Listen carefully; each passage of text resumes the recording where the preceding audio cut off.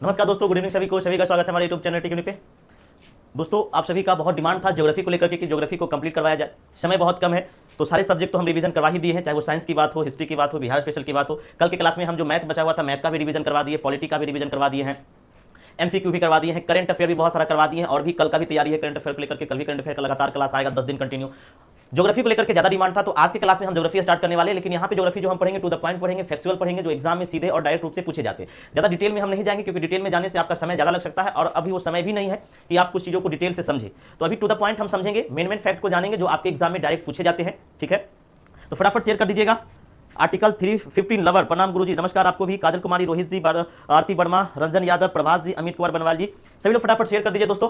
और देख रहे हैं कि आपके सामने ही भारत का जो ज्योग्राफी का मैप है वो आप देख सकते हैं, स्क्रीन पे भी लगा रखा है। आज हम लोग जो है फैक्ट को भी देखेंगे और मैपिंग से जुड़ी हुई चीजों को भी देखेंगे। ठीक है, भारत का भूगोल। और ये आपके आने वाले एग्जाम में आप सभी जानते हैं कि लगभग 15 से 16 क्वेश्चन ज्योग्राफी से पूछा जाता है, जिसमें जो ज्यादा क्वेश्चन शामिल होते हैं वो इंडियन ज्योग्राफी से होते हैं, भारत के भूगोल से होते हैं। कुछ क्वेश्चन 5-6 क्वेश्चन आपका वर्ल्ड ज्योग्राफी से होता है। तो इंडियन ज्योग्राफी को हमें ज्यादा जो है इंपोर्टेंस देना है। और जो कुछ खास टॉपिक है जहां से प्रश्न जो हमेशा पूछे जाते हैं, इन प्रश्नों पर हम आज चर्चा भी करेंगे और उनसे जुड़े हुए टॉपिक को भी ध्यान में रखेंगे। ठीक है, चलिए सबसे पहले आप सभी जानते हैं कि ये हमारा भारत का मैप है ना। कई बार आप लोग, चलिए देखिएगा, इस भारत के मैप में हम सभी जानते हैं कि ऊपर में आप जो देख रहे हैं ये हमारा क्या है, पर्वत पदीय प्रदेश है, जो नेपाल आप कर सकते हैं। ऊपर में आप हिमालय की चोटी, ऊंची ऊंची चोटी जो है वो उत्तर के प्रदेश में पाया जाता है। उसके बाद में जो बीच वाला भाग है, ये वाला भाग आप सभी जानते हैं ये मैदानी भाग है। और उसके नीचे वाला जो भाग है ये आप देख सकते हैं, ये आपका जो है दक्कन का पठार यानी कि पठारी भाग है। ये वाला भाग आप सभी जानते हैं ये आपका तटीय मैदान के रूप में जाना जाता है। इस तट को हम लोग पूर्वी तट कहते हैं, इसको हम लोग पश्चिमी तट कहते हैं।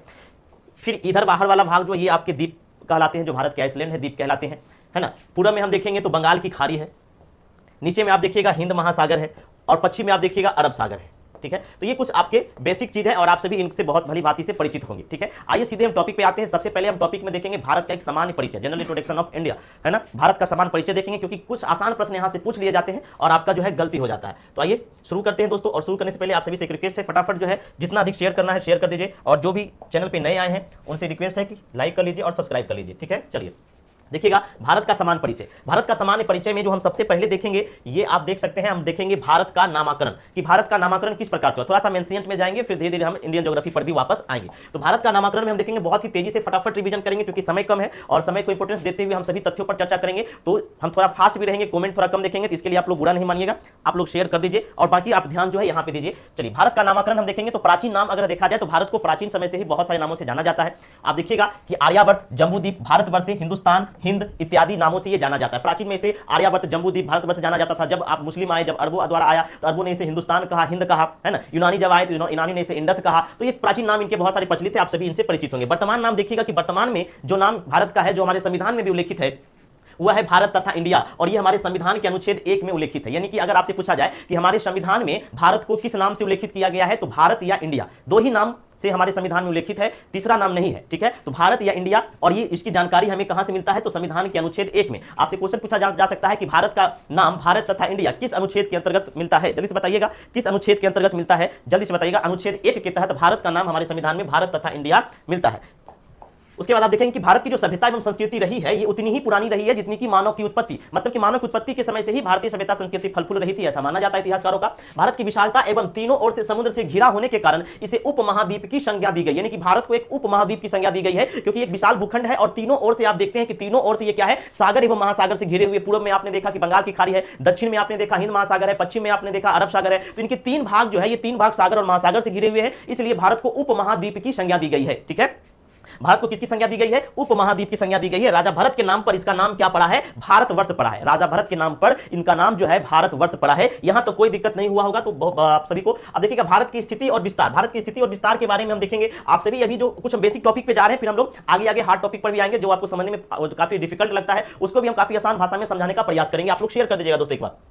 भारत की स्थिति और विस्तार, तो मानचित्र में अगर भारत की स्थिति और विस्तार को देखिएगा तो भारत पृथ्वी के उत्तरी पूर्वी गोलार्ध में स्थित है। भारत जो है वो पृथ्वी के उत्तरी पूर्वी गोलार्ध में स्थित है, यानी कि आप सभी जानते हैं कि ये पृथ्वी है तो ये आपका ऊपर वाला नॉर्थ होता है, इधर वाला ईस्ट होता है, ये साउथ होता है और ये वेस्ट होता है। तो जो पृथ्वी पर भारत, अगर पृथ्वी का आप मानचित्र का अध्ययन करेंगे तो जो भारत की स्थिति है दोस्तों, ये उत्तरी पूर्वी गोलार्ध में है, यानी कि ये उत्तर है और ये पूर्वी है।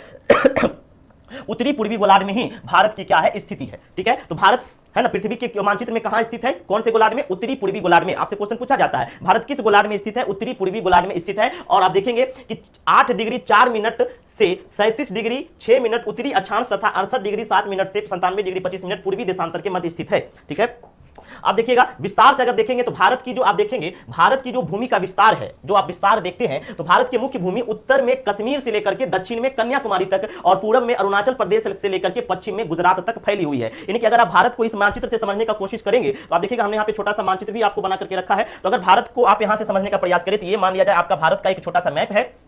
तो भारत का जो विस्तार है आप सभी जानते हैं जो उत्तर में है दोस्तों, उत्तर में आपका अब जो जम्मू कश्मीर, जब लद्दाख अलग हो गया तो अब सबसे उत्तरी सीमा जो भारत का हो गया वो लद्दाख है। पहले जम्मू कश्मीर हुआ करती थी, अब लद्दाख के बन जाने से अब क्या हो गया है, जो सबसे उत्तरी सीमा है वो क्या है, लद्दाख है। और इसी में आपका जो सबसे उत्तरी सीमा है जिसे हम लोग इंदिरा कॉल कहते हैं, जिसे क्या कहते हैं, इंदिरा कॉल। तो सबसे उत्तरी सीमा क्या है, इंदिरा कॉल के नाम से जाना जाता है। और ये कहां स्थित है, तो लद्दाख में स्थित है। पुराना नोट्स में आप देखिएगा, पुराना किताब में अभी भी ये जम्मू कश्मीर में दिया हुआ है, जबकि अब ये चेंज हो गया है, तो आप लोग भी चेंज कर लीजिएगा। तो उत्तरी सीमा क्या है, लद्दाख है। दक्षिणतम जो सर्वाधिक सीमा है ये है आपका कन्याकुमारी, जिसे कि इंदिरा पॉइंट के नाम से जाना जाता है। तो दो नाम आपको यहां से कई बार सुमेलित करने के लिए भी दे दिया जाता है। तो दक्षिणतम बिंदु यानी कि इंदिरा पॉइंट कहां स्थित है, तो कन्याकुमारी में स्थित है, तमिलनाडु में स्थित है। और इंदिरा कॉल कहां स्थित है, तो ये उत्तरी सीमा लद्दाख में स्थित है। उसी प्रकार से आप देखिएगा कि पूरब में अरुणाचल प्रदेश है और पश्चिम में आपका क्या है, गुजरात है। ठीक है, आप देखिएगा कि पूरब से अगर पश्चिम की लंबाई देखिएगा तो पूरब से पश्चिम ये जो आपकी लंबाई है, यानी कि भारत का पूर्वी सीमा से जो पश्चिमी सीमा का विस्तार है वह 2933 किलोमीटर है, जबकि उत्तर से दक्षिण की जो लंबाई है वह 3214 किलोमीटर है। यानी कि उत्तर से दक्षिण भारत अत्यधिक लंबा है। आपको मैप में अगर आप देखिएगा तो मैप में आप देखते हैं कि जो उत्तरी से दक्षिण जो सीमा है यह सर्वाधिक लंबा है, उत्तर से दक्षिण सर्वाधिक लंबी दिखाई देती है। तो उत्तर से दक्षिण की जो भारत की लंबाई है वह 3214 किलोमीटर है, जबकि पूरब से पश्चिम जो है वह 2933 किलोमीटर है। कोई दिक्कत यहां तक नहीं होना चाहिए। आप देखिएगा हमने आपको जो बताया अभी कि भारत की अंतिम बिंदु, भारत की जो अंतिम बिंदु है, जो लास्ट पॉइंट है, कई बार यहां से मिलान करने के सवाल पूछे जाते हैं। तो उत्तर में, भारत के जो उत्तर में सबसे अंतिम बिंदु है वो इंदिरा कॉल के नाम से जाना जाता था। पहले ये जम्मू कश्मीर में था, लेकिन हमने एरो करके इसमें सुधार करते हुए लद्दाख में लिख दिया। यानी कि अब आपका जो इंदिरा कॉल है वो लद्दाख में स्थित है। ठीक है, हमने आपको मानचित्र में भी बताया था कि ये अगर आप इसे भारत का मैप समझते हैं तो यहां पे आपका क्या है, ऊपरी में जो सबसे सीमा है वो जम्मू कश्मीर का है और ये इंदिरा कॉल का है। दक्षिण में आपका क्या है, इंदिरा पॉइंट है जो कन्याकुमारी तमिलनाडु में स्थित है। तो आपसे कई बार पूछा जाता है कि इंदिरा पॉइंट कहां स्थित है, कमेंट में बताइएगा। पूरब में हमने कहा कि ये जो पूर्वी भाग है इसमें अरुणाचल प्रदेश है और इसकी जो सबसे पूर्वोत्तम भाग है, जो सबसे ईस्टर्न जोन है वह की बीटू है जो कि अरुणाचल प्रदेश में है और पश्चिम में गौर माता है जो कि गुजरात में स्थित है। तो ये आप चारों डायरेक्शन के, चारों दिशाओं के जो सबसे लास्ट पॉइंट है, इस सूची को याद रखिएगा। कई बार मिलान से संबंधित प्रश्न जो है पूछे जाते हैं। ठीक है, शेयर कर दीजिएगा दोस्तों एक बार, जितने लोग नए हैं एक बार लाइक कर दीजिएगा। ठीक है, आइए भारत का अगर संपूर्ण क्षेत्रफल हम देखते हैं तो भारत का जो संपूर्ण क्षेत्रफल है, जो टोटल एरिया है 32,87,263 वर्ग किलोमीटर है। मैं जानकारी के लिए बता दूं कि अभी हम लोग भारत का सामान्य परिचय देख रहे हैं, इसके बाद हम टॉपिक पर आएंगे, क्योंकि जनरल इंट्रोडक्शन आपको समझना बहुत जरूरी है। कभी कभी छोटे मोटे सवाल यहां से पूछ लिए जाते हैं। तो भारत का जो क्षेत्रफल है, एरिया कितना है, 32,87,263 वर्ग किलोमीटर। आप मोबाइल नंबर की तरह याद रख लीजिए, 32,87,263 वर्ग किलोमीटर कितना है। एक बार सभी आप लोग जो है कमेंट कर लीजिए, एक बार सभी कमेंट कर लीजिए। ठीक है ना, बताइएगा एक बार सभी आप लोग कमेंट कर लीजिए कि 32,87,263 वर्ग किलोमीटर है। सत्या कुमार जी कह रहे हैं इंदिरा पॉइंट अंडमान निकोबार में। सत्या कुमार जी, इंदिरा पॉइंट अंडमान निकोबार में नहीं है। ठीक है, चलिए अब देखिएगा कि भारत के क्षेत्रफल विश्व के क्षेत्रफल का 2.43% है। पहले हमने बताया कि भारत का क्षेत्रफल कितना है, तो भारत का क्षेत्रफल 32,87,263 वर्ग किलोमीटर है। और भारत का जो क्षेत्रफल है, भारत का जो एरिया है, पूरे विश्व का क्षेत्रफल के संदर्भ में अगर देखा जाए तो 2.43% है। बहुत इंपॉर्टेंट है दोस्तों, पूछा जाता है। क्षेत्रफल की दृष्टि से भारत का विश्व में जो स्थान है वो 7वां है। क्षेत्रफल की दृष्टि से अगर देखा जाए तो विश्व में भारत का स्थान कौन सा है, फटाफट कमेंट कर दीजिएगा आप लोग। बहुत बढ़िया, जूही रानी जी, सारिका जी, आर्टिकल 315 बहुत आर्टिकल 315 बहुत बढ़िया नाम भी आर्टिकल से रखे। कंचन वाला जी, बीके सिंह जी, बहुत बढ़िया। तो क्षेत्रफल की दृष्टि से भारत का विश्व में स्थान कौन सा है, 7वां है। अब जब 7वां स्थान भारत का है तो पहला, दूसरा, तीसरा, चौथा, पांचवा, छठा का भी आपको स्थान दिमाग में रखना होगा, क्योंकि कई बार सीरीज से क्वेश्चन पूछ दिए जाते हैं कि क्षेत्रफल के अनुसार बढ़ते हुए देशों का क्रम कौन सा है या क्षेत्रफल के अनुसार घटते हुए देशों का क्रम कौन सा है। तो आपको 7 देशों का यानी कि भारत तक का क्षेत्रफल याद रखना है। भारत का तो आपको मालूम ही चल गया कि 32,87,263 वर्ग किलोमीटर है और ये पूरे विश्व के क्षेत्रफल का 2.43% है और विश्व में इसका स्थान क्षेत्रफल की दृष्टि से 7वां है। ठीक है, चलिए क्षेत्रफल के अनुसार आप देखिएगा विश्व के जो 7 देश हैं, विश्व के जो 7 देश हैं क्षेत्रफल के अनुसार, वो पहले क्या है, रूस है। यानी कि नंबर 1 में आपका रूस है।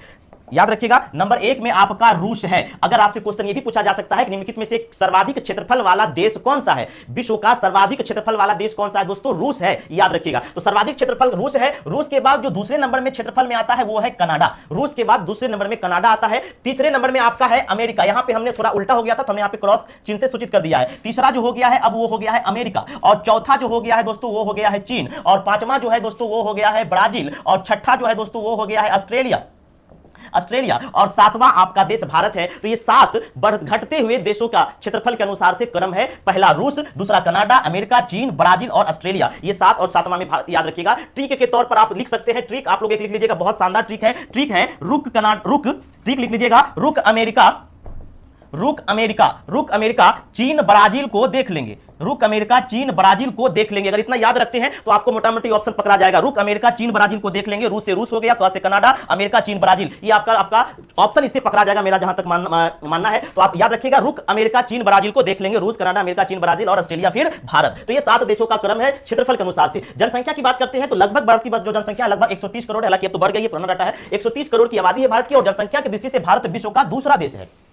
मतलब जनसंख्या के मामले में जो भारत है वो विश्व का दूसरा देश है। तो पहला कौन है? तो पहला स्थान चीन का है, यानी कि जनसंख्या के दृष्टिकोण से सर्वाधिक विश्व में स्थान कौन रखता है पहला? तो वो चीन है। सर्वाधिक जनसंख्या वाला देश कौन है? चीन है। और दूसरे नंबर पे भारत है, याद रखिएगा। चलिए उसके बाद देखिएगा, भारत के कुछ सीमाएं देखेंगे, स्थलीय एवं तटीय। भारत के कुछ सीमाएं स्थलीय एवं तटीय देखेंगे, ठीक है। चलिए भारत के कुछ सीमाएं, यानी कि जो सीमा है भारत के, वो स्थलीय और तटीय देखेंगे। स्थल सीमा कहने का मतलब कि भारत का वह भाग जो स्थल से सीमा साझा करता है, और तटीय भाग कहने का मतलब कि ये जो आप तट देख रहे हैं, जो तीनों और समुद्र से घिरा हुआ है, इसी को भारत का तटीय भाग कहते हैं। तो उसके तटीय भाग से जो देश सीमा किए हुए हैं उनको देखेंगे। तो स्थलीय सीमा, भारत निम्न देशों के साथ स्थलीय सीमा बनाती है। स्थलीय सीमा देखिएगा किन किन देशों के साथ बनाता है, तो इधर देश है और इधर अवस्थित है। सबसे पहले पाकिस्तान के साथ भारत क्या करता है? स्थलीय सीमा बनाता है। याद रखिएगा, पाकिस्तान के साथ भारत स्थलीय सीमा बनाता है। ये आप देख सकते हैं, ये आपका एरिया जो है ये पाकिस्तान का एरिया है, ठीक है। ये आपका पाकिस्तान का एरिया है। और भारत का भी जो ये वाला एरिया है, जो ऊपर में आप देखते हैं, जो मुकुट की तरह दिखाई देता है, ये पीओके का एरिया होता है। ये कौन सा एरिया है? ये पीओके का एरिया है। यानी कि हम अगर ऐसे मैप में समझाने की कोशिश करें, ठीक है, तो अगर हम मैप में आपको समझाने की कोशिश करते हैं तो आप सभी जानते हैं कि जो आपका है ना, अगर मैप में हम समझाने की कोशिश करें तो ये आपका भारत का मानचित्र है, आप सभी देख रहे हैं। तो इस मानचित्र में अगर हम देखते हैं दोस्तों, तो ये वाला एरिया जो है ये आपका क्या है? वो पाकिस्तान एरिया है। ये आपका पाकिस्तान है। और यहां तक ये वाला एरिया जो भारत अपने मानचित्र में प्रदर्शित करता है, ये एरिया भी पाकिस्तान के ही कब्जे में है। और इसी को हम लोग क्या कहते हैं दोस्तों? पीओके कहते हैं। इसी एरिया को पीओके कहते हैं, पाक अधिकृत कश्मीर कहते हैं। और यहीं से एक लाइन खींची गई है जिसे हम लोग क्या कहते हैं? एलओसी कहते हैं, लाइन ऑफ कंट्रोल कहते हैं, एलओसी। इसी के ऊपर में आप देखिएगा एक गिलगित क्षेत्र भी पड़ता है। और ठीक इसके इधर वाले भाग में आप देखिएगा, तो इधर वाले भाग जो है यहां पर भी क्या है? चीन का प्रभुत्व धीरे धीरे बढ़ता जा रहा है। और इस वाले एरिया या जो लाइन है इसे एलएसी कहते हैं, लाइन ऑफ एक्चुअल कंट्रोल। तो आपको एलओसी और एलएसी में पता चल गया होगा कि एलओसी और एलएसी क्या है। एलओसी जो है लाइन ऑफ कंट्रोल, और एलएसी मतलब लाइन ऑफ एक्चुअल कंट्रोल, ठीक है। चलिए, तो आपको हमने बताया कि जो देश है वह कहां अवस्थित है? पाकिस्तान उत्तर पश्चिम में है, यानी कि ये आपका उत्तर पश्चिम में स्थित है। फिर अफगानिस्तान देखिएगा, पाकिस्तान से ही सटा हुआ एक अफगानिस्तान है और ये भी उत्तर पश्चिम में है। फिर चीन आप देख सकते हैं, यहां पे चीन है, नेपाल है, भूटान है। ये सभी भारत के उत्तरी सीमा साझा करते हैं। यानी कि आप देख सकते हैं कि जो भी यहां पे है, ठीक है, यहां पे आपका सभी क्या है? ये चीन हो गया, नेपाल हो गया, चीन हो गया, नेपाल हो गया, भूटान हो गया, ये सभी क्या है? भारत के उत्तरी सीमा में है। और ये सभी हिमालय के तटवर्ती देश हैं, है ना। जबकि पाकिस्तान, अफगानिस्तान कहां है? उत्तर पश्चिम में आपका आता है, ठीक है। चलिए अब देखिएगा, उसके बाद नेपाल हो गया, उत्तर में है। भूटान भी कहां है? तो उत्तर में है। ये सभी उत्तर में है और उत्तर के साथ उत्तरी भी सीमा साझा करते हैं। भूटान भी उत्तर में। म्यांमार कहां है? तो म्यांमार देखिएगा दोस्तों, ये वाला एरिया जो आप देख रहे हैं ये म्यांमार स्थित है। कहां है? म्यांमार है। और म्यांमार, भारत और म्यांमार के बीच ही एक पर्वत पाई जाती है जिसे हम लोग श्रेणी पाई जाता है, जिसको कहते हैं आराकामा, है ना। आराकामा कई बार पूछा जाता है कि म्यांमार और भारत के बीच किस पर्वत श्रेणी द्वारा अलग होता है? आराकोमा। और ये भारत और म्यांमार के बीच स्थित है। आराकोमा कहां स्थित है? जल्दी से बता दीजिएगा कमेंट करके।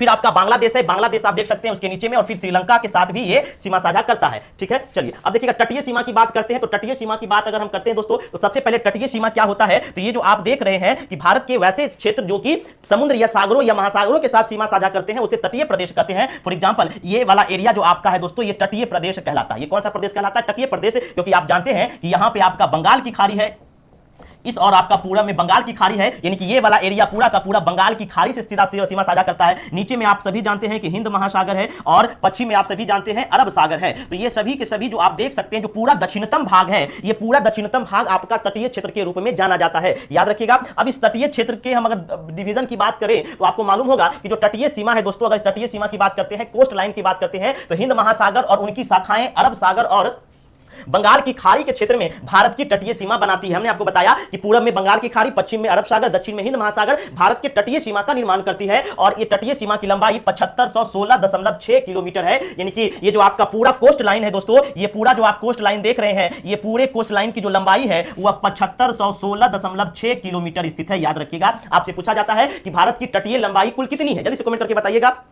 है ना।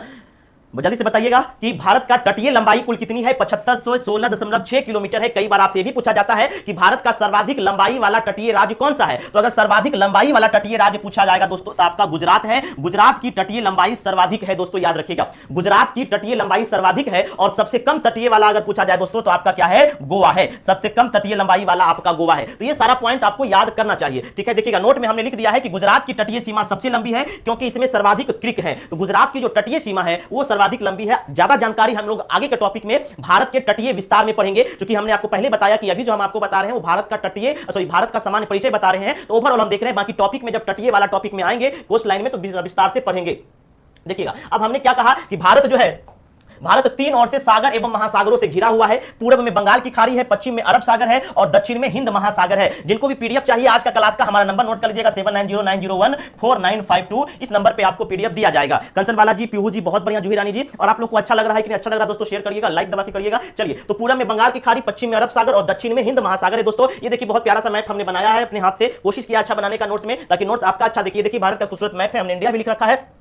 पूरब ये हो गया आपका उत्तर, ये हो गया आपका साउथ और ये हो गया वेस्ट। पूरब में आप देख रहे हैं कि बंगाल की खाड़ी है, पश्चिम में आप देख रहे हैं अरब की सागर है और दक्षिण में आप देख रहे हैं ये हिंद महासागर है। और ये जो आप देख रहे हैं दोस्तों ये श्रीलंका का पार्ट है। श्रीलंका जो कि क्या है? द्वीप है, वो एक देश भी है, श्रीलंका का पार्ट है। और यहां पर देखिए ये भारत का एरिया है, गौर से देखिएगा ये भारत का एरिया है और ये श्रीलंका है। इन दोनों के बीच जो जुड़ाव है दोस्तों, इन दोनों के बीच जो जुड़ाव होता है उसका नाम है पाक जल संधि। जल संधि मतलब जो वैसा जल संधि जो दो स्थलों को आपस में जोड़ने का कार्य करता है। तो ये जो जुड़ाव है भारत और श्रीलंका, ये किसके कारण है? पाक जल संधि के कारण।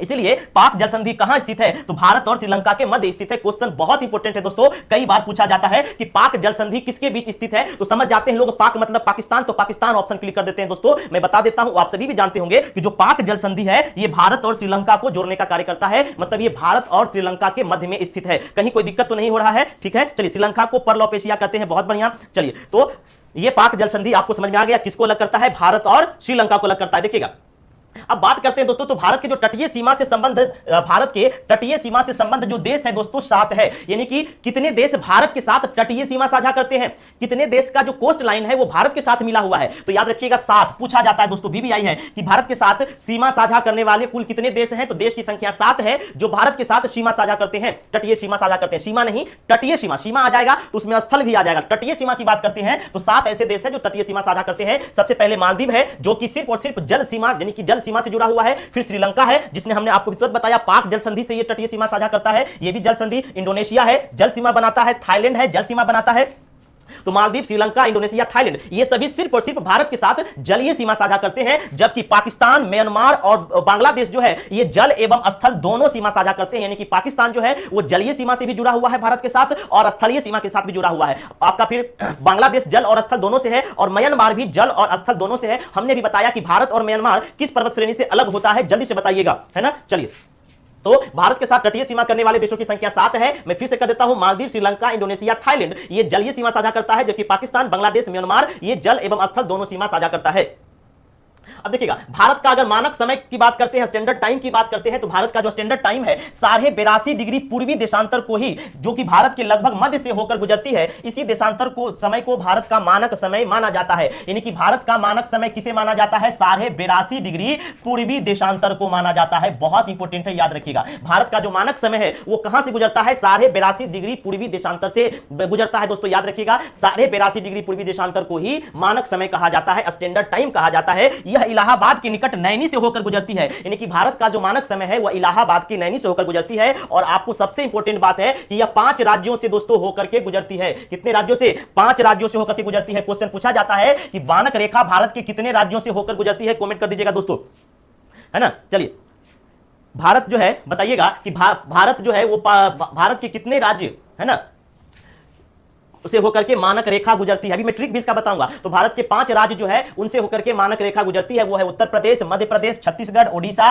तथा आंध्र प्रदेश। अब देखिए भारत का जो मानक समय है भारत का मानक समय ग्रीनविच समय यानी कि जीएमटी से 5.5 घंटा आगे है, यानी कि 5 घंटा 30 मिनट आगे है। यानी कि भारत का जो मानक समय है वो जीएमटी से, ग्रीन मीन टाइम से कितना आगे है? 5.5 घंटा आगे है। कई बार पूछा जाता है कि भारत का मानक समय ग्रीनविच समय से जीएमटी से कितना है? 5 घंटा आगे है, 5.5 घंटा पीछे है, 5.5 घंटा आगे है। तो याद रखिएगा 5.5 घंटा आगे है। विकल्प में आगे और पीछे दोनों दिया रहेगा, प्लस और माइनस दिया रहेगा। तो 5.5 घंटा यानी कि 5 घंटा 30 मिनट आगे है भारत का जो मानक समय है वो ग्रीनविच समय से।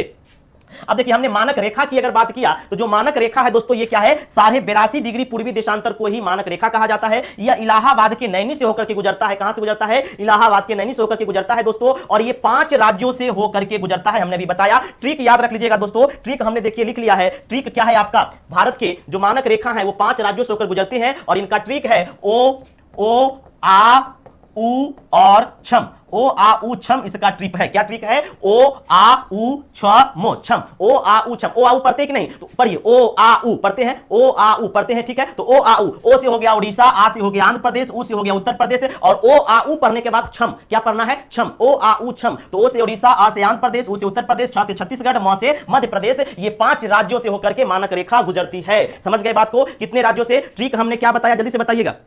ट्रिक हमने क्या बताया? ओ आ उ छम बताया। ओ से ओडिशा, ठीक है, ओ से ओडिशा, और आ से आंध्र प्रदेश, आ से ओ से ओडिशा, आ से आंध्र प्रदेश, उ से उत्तर प्रदेश, छ से छत्तीसगढ़, म से मध्य प्रदेश। ये मानक रेखा है जो भारत के 5 राज्यों से होकर गुजरती है। दोस्तों मानक रेखा को कर्क रेखा से अलग रखिएगा। कई बार कर्क रेखा वाला मानक रेखा में घुसा देते हैं, मानक रेखा वाला कर्क रेखा में घुसा देते हैं। तो मानक रेखा 5 राज्यों से होकर गुजरती है, जबकि कर्क रेखा जो है वो 7 राज्यों से होकर के गुजरती है। तो कर्क रेखा की बात करते हैं तो भारत 8 राज्यों से होकर के गुजरती है। कर्क रेखा 8 राज्यों से गुजरती है। देखिएगा, राजस्थान, मध्य प्रदेश, छत्तीसगढ़, त्रिपुरा, मिजोरम, झारखंड, गुजरात, पश्चिम बंगाल, ठीक है। 1 2 3 4 5 6 7, चलिए 8। तो ये 8 राज्यों से होकर गुजरती है। राजस्थान, मध्य प्रदेश, छत्तीसगढ़, मिजोरम, है ना, और झारखंड, गुजरात, पश्चिम बंगाल, ठीक है। ट्रिक इसका याद करने के लिए आप लोग सभी जानते हैं, मित्र पर गमछा झाड़ या राम छत्री मिझा गुप इसका ट्रिक है। भारत की जो जलवायु है क्या है? भारत की जलवायु कैसा है? मॉनसूनी जलवायु है। भारत की जलवायु मॉनसूनी जलवायु है। कैसी जलवायु है? भारत में किस प्रकार का जलवायु पाया जाता है? तो मॉनसूनी जलवायु पाया जाता है, याद रखिएगा, ठीक है। चलिए, भारत में किस प्रकार का जलवायु पाया जाता है? मॉनसूनी जलवायु पाया जाता है। चलिए,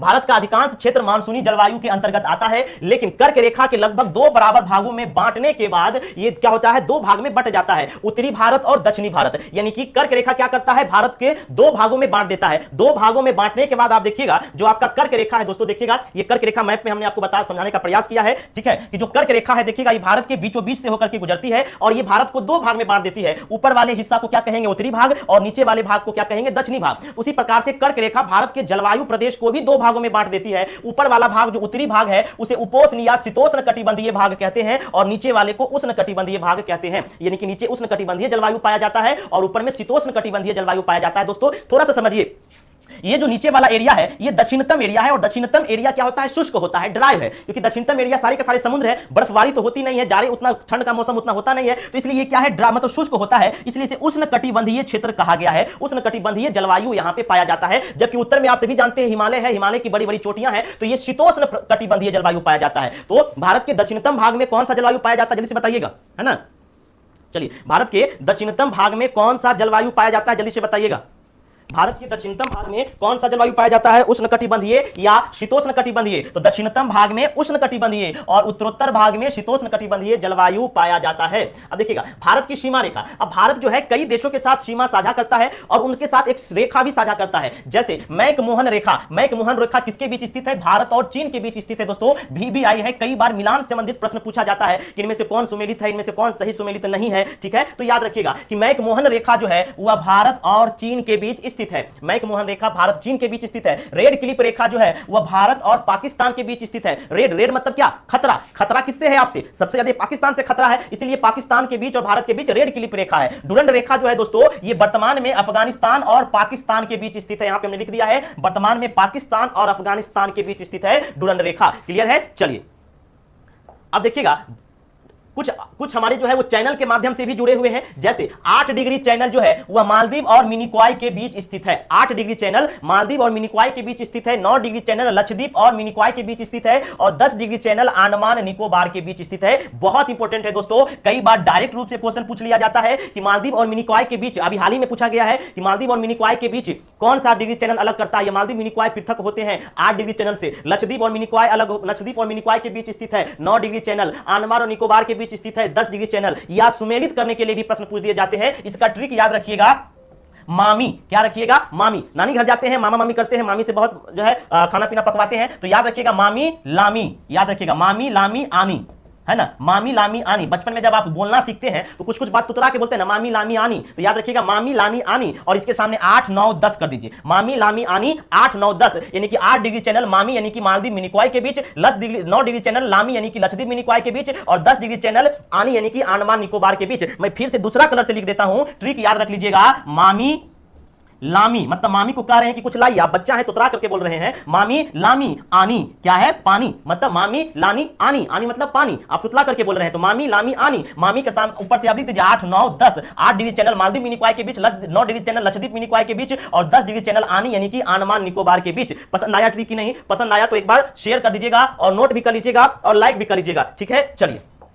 अब हमारा भारत का जो सामान्य परिचय था वो समाप्त हो गया। आइए भारत का एक संक्षिप्त हम जो अभी पढ़े हैं उसका फास्ट रिवीजन कर लेते हैं कि भारत का संक्षिप्त एक नजर में हम देख लेते हैं। देश हमारा क्या है, भारत है। अन्य नाम क्या है, आर्यावर्त, जम्मूद्वीप, भारतवर्ष, हिंदुस्तान और इंडिया। इंडिया सबसे पहले यूनान ने कहा, अरब वासियों ने क्या कहा, हिंद और हिंदुस्तान कहा। वर्तमान में नाम भारत तथा इंडिया है जो कि हमारे संविधान के अनुच्छेद 1 में उल्लेखित है। भौगोलिक स्थिति क्या है, तो ये पृथ्वी पर उत्तरी पूर्वी गोलार्ध में स्थित है और अक्षांशीय विस्तार कितना है, तो 8 डिग्री 4 मिनट उत्तरी अक्षांश से 37 डिग्री 6 मिनट उत्तरी अक्षांश के बीच स्थित है। और देशांतरीय विस्तार है, आप देख सकते हैं 78 डिग्री 7 मिनट पूर्वी देशांतर से। ये सब नहीं याद करिएगा, ये सब हम नहीं पूछता, इस सब में आप लोग याद करने माथा पच्ची करते रहते हैं। मानक समय देखिएगा क्या है, मानक समय कहां से गुजरता है, हमने कहा कि 82.5 डिग्री पूर्वी देशांतर से होकर के गुजरता है, इलाहाबाद के नैनी से होकर के गुजरता है और ये जीएमटी से 5 घंटा 30 मिनट आगे है और ये 5 राज्यों से होकर गुजरता है। ओ आ उ छम, नानी नाचे क्षमा छम, ठीक याद किया है ना। चलिए, तो ओ आ उ छम मानक रेखा के लिए भौगोलिक विस्तार की बात करते हैं तो लंबाई उत्तर से दक्षिण, अगर उत्तर से दक्षिण की बात करते हैं तो 3214 किलोमीटर और चौड़ाई यानी कि पूरब से पश्चिम बात करते हैं भारत की तो 2933 किलोमीटर है। स्थलीय सीमा की बात करते हैं तो स्थलीय सीमा में हमने क्या बताया आपको कि स्थलीय सीमा जो है वह बांग्लादेश, चीन, पाकिस्तान, अफगानिस्तान, नेपाल, म्यांमार, भूटान से लगाता है। जलवायु कैसी है तो हमने बताया कि मानसून जलवायु है। क्षेत्रफल कितना है, 32,87,263 वर्ग किलोमीटर है और विश्व का 2.43% है और क्षेत्रफल की दृष्टि से ये 7वां स्थान रखता है। और इसमें भी हमने आपको ट्रिक बताया था कि क्षेत्रफल की दृष्टि से रुक अमेरिका, चीन, ब्राजील को देख लेंगे। याद रखिएगा, रूस से रूस सर्वाधिक क्षेत्रफल का है। जनसंख्या लगभग 130 करोड़ का है और विश्व की जनसंख्या का 17.5% जनसंख्या हमारे भारत में निवास करती है। विश्व में स्थान जनसंख्या की दृष्टि से दूसरा है, पहला चीन आपका है। लिंगानुपात की बात करते हैं तो भारत का जो लिंगानुपात है दोस्तों वो कितना है, वीवीआई क्वेश्चन है, कई बार पूछा जाता है।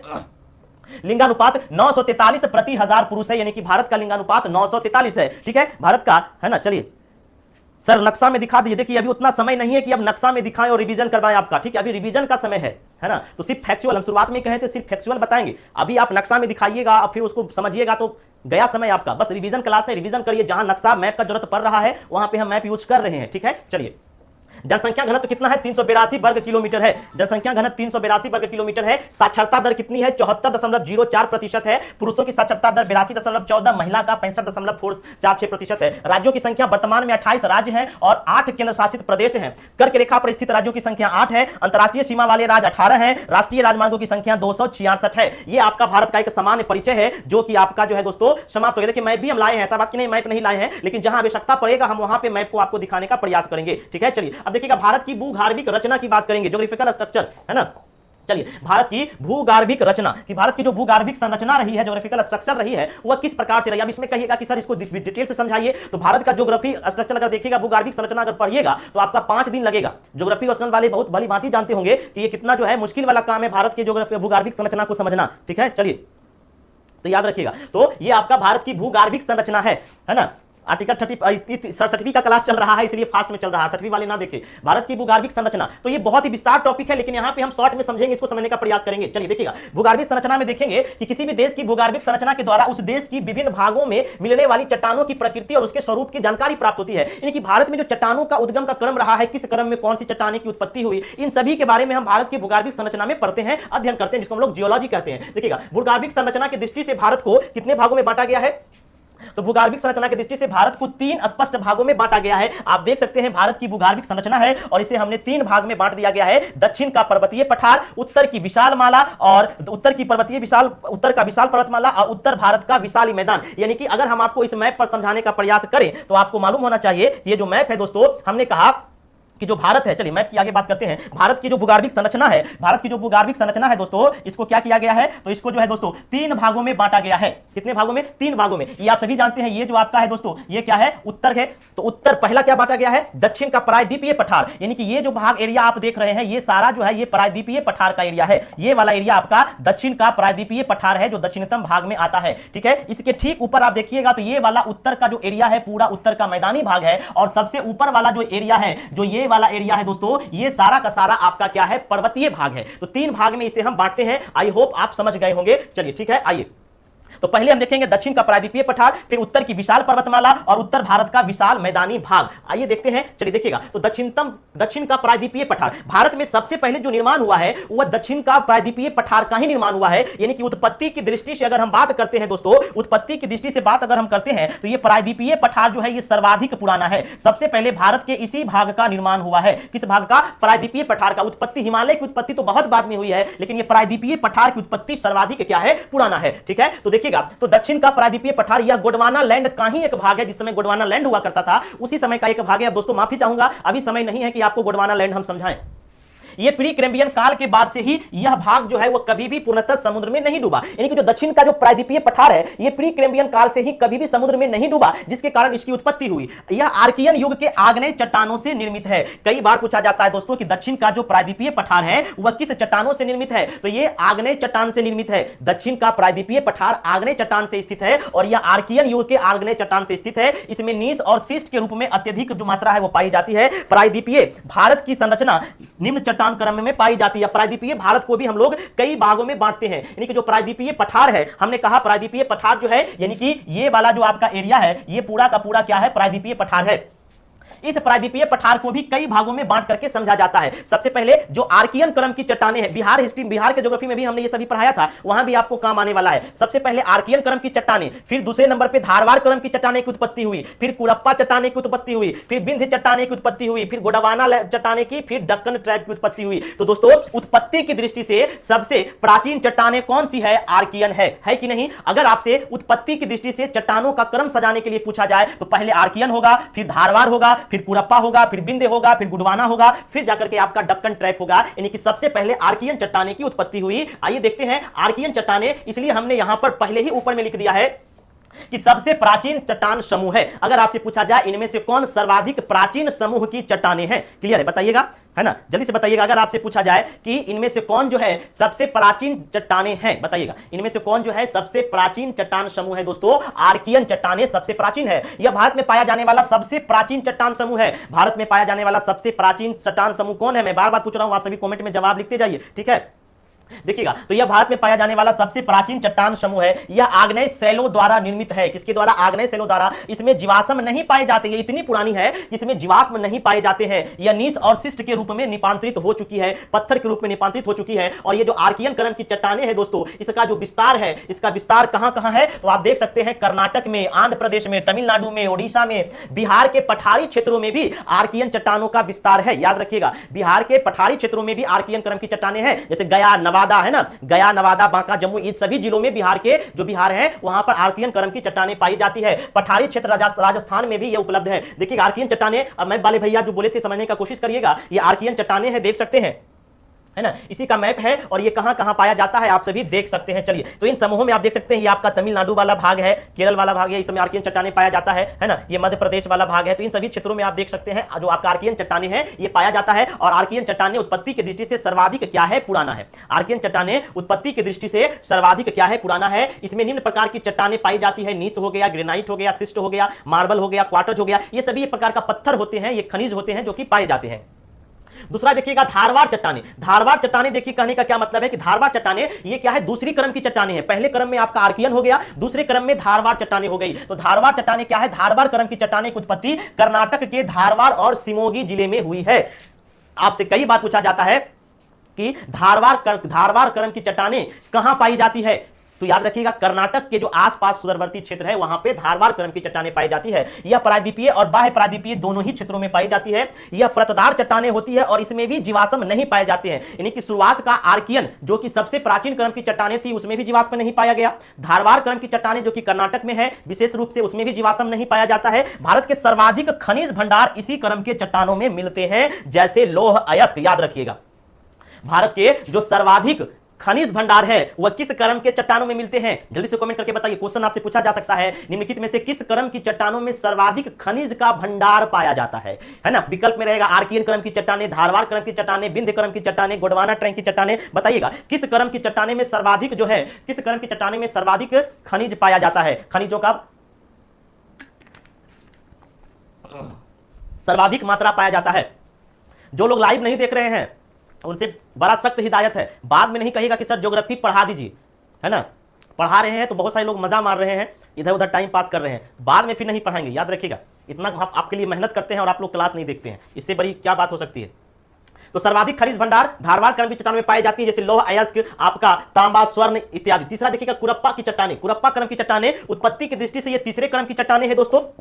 इसका निर्माण धारवार क्रम की चट्टानों के अपरदन और निक्षेपण के बाद हुआ है। धारवार क्रम के अपवर्दन निक्षेपण के बाद कुरप्पा क्रम की चट्टानों का निर्माण हुआ है। यह भी परतदार चट्टानें हैं, इसमें जीवाश्म का अभाव होता है, इसमें भी जीवाश्म नहीं पाया जाता है। और जो कृष्णा घाटी है, नल्ला मलाई जो आंध्र प्रदेश का एरिया है, वहां पर कुरप्पा क्रम की चट्टानें पाई जाती है।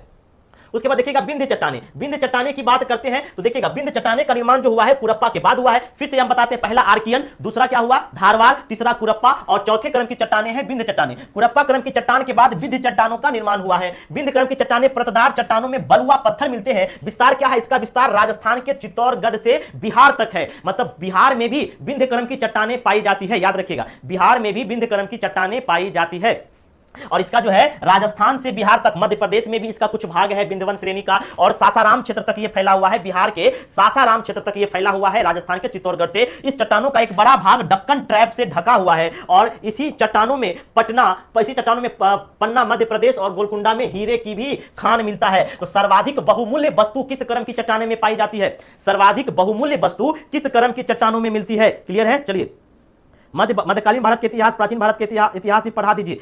10-12 वीडियो है प्रिया शर्मा जी यूट्यूब पर, देख लीजिएगा, 1-2 नहीं 10-12 वीडियो, जो पसंद आए देख लीजिएगा। इन्हीं चट्टानों में से पन्ना मध्य प्रदेश और गोलकुंडा में हीरे भी मिलते हैं। यानी कि हीरे और जवाहरात किस क्रम के चट्टान में पाए जाते हैं? कमेंट में बता दीजिएगा। और पांचवा देखिएगा गोंडवाना क्रम की चट्टानें। गोंडवाना क्रम की चट्टानें क्या है? तो कुरप्पा चट्टाने के बाद निर्माण हुआ है। फिर से रिवीजन, पहला आर्कियन क्रम की चट्टानें, दूसरा धारवार, तीसरा कुरप्पा, चौथा विंध्यवन और पांचवा गोंडवाना क्रम की चट्टानें। इसका निर्माण काल उत्तरी कार्बोनिफेरस युग से जुरासिक युग के बीच माना जाता है। ये चट्टानें कोयले के लिए विशेष महत्व है। यानी कि सर्वाधिक कोयला खनिज किस क्रम की चट्टानों में पाई जाती है? कमेंट करके बताइएगा।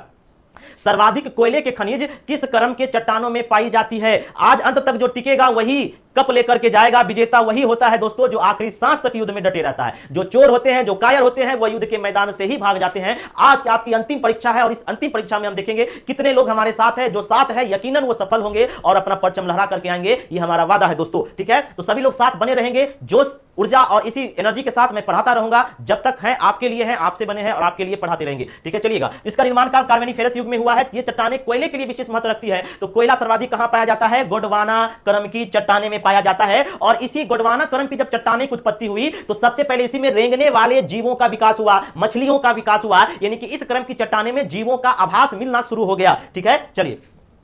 इसमें मछलियों एवं तैरने वाले जीवों का जीवाश्म मिलते हैं और गोंडवाना चट्टान से प्राप्त बलुआ पत्थर इमारतों के काम में आता है। छठा है देखिएगा डक्कन ट्रैप। डक्कन ट्रैप जो है दोस्तों, ये डक्कन ट्रैप, इसका निर्माण मेसोजोइक महाकल्प के क्रिटोसियस कल्प में हुआ था। विस्तार कहां है? तो डक्कन ट्रैप का विस्तार भारत में विभिन्न क्षेत्रों में हुआ है, परंतु मुख्य रूप से यह महाराष्ट्र के अधिकांश भागों में पाया जाता है। महाराष्ट्र का जो अधिकांश भाग है दोस्तों, वह डक्कन ट्रैप के नाम से जाना जाता है। इंदु कुमारी, सुभाष जी, स्वर्णलता जी, बीके सिंह जी, बहुत बढ़िया। तो महाराष्ट्र का अधिकतम भाग डक्कन ट्रैप के नाम से जाना जाता है। उत्तम किस्म के पत्थर यहीं से प्राप्त होते हैं। उत्तम किस्म के पत्थर यहीं से प्राप्त होते हैं दोस्तों। ठीक है, चलिएगा। अब देखते हैं दोस्तों, नेक्स्ट टॉपिक है आपका भारत का पर्वत शिखर। दूसरा जो हमने देखा था वो क्या था? पहला हमने क्या कहा था कि जो भारत का भूगर्भिक संरचना है 3 भाग में हमने बांटा। पहला हमने बांट दिया आपका जो प्रायद्वीपीय पठार दक्षिण का, तो प्रायद्वीपीय पठार दक्षिण का आपका समाप्त हो गया। अब दूसरा आपका है जो पर्वतीय श्रेणी था, जो आपका भारत का पर्वतीय पठार है जो उत्तरी भाग में पाया जाता है, उसी को हम लोग भारत के पर्वत और पर्वत शिखर के रूप में पढ़ेंगे। ठीक है, चलिएगा। देखिएगा, अगर हम बात करते हैं दोस्तों तो भारत का, ठीक है, आइए, अगर हम बात करते हैं, एक minute,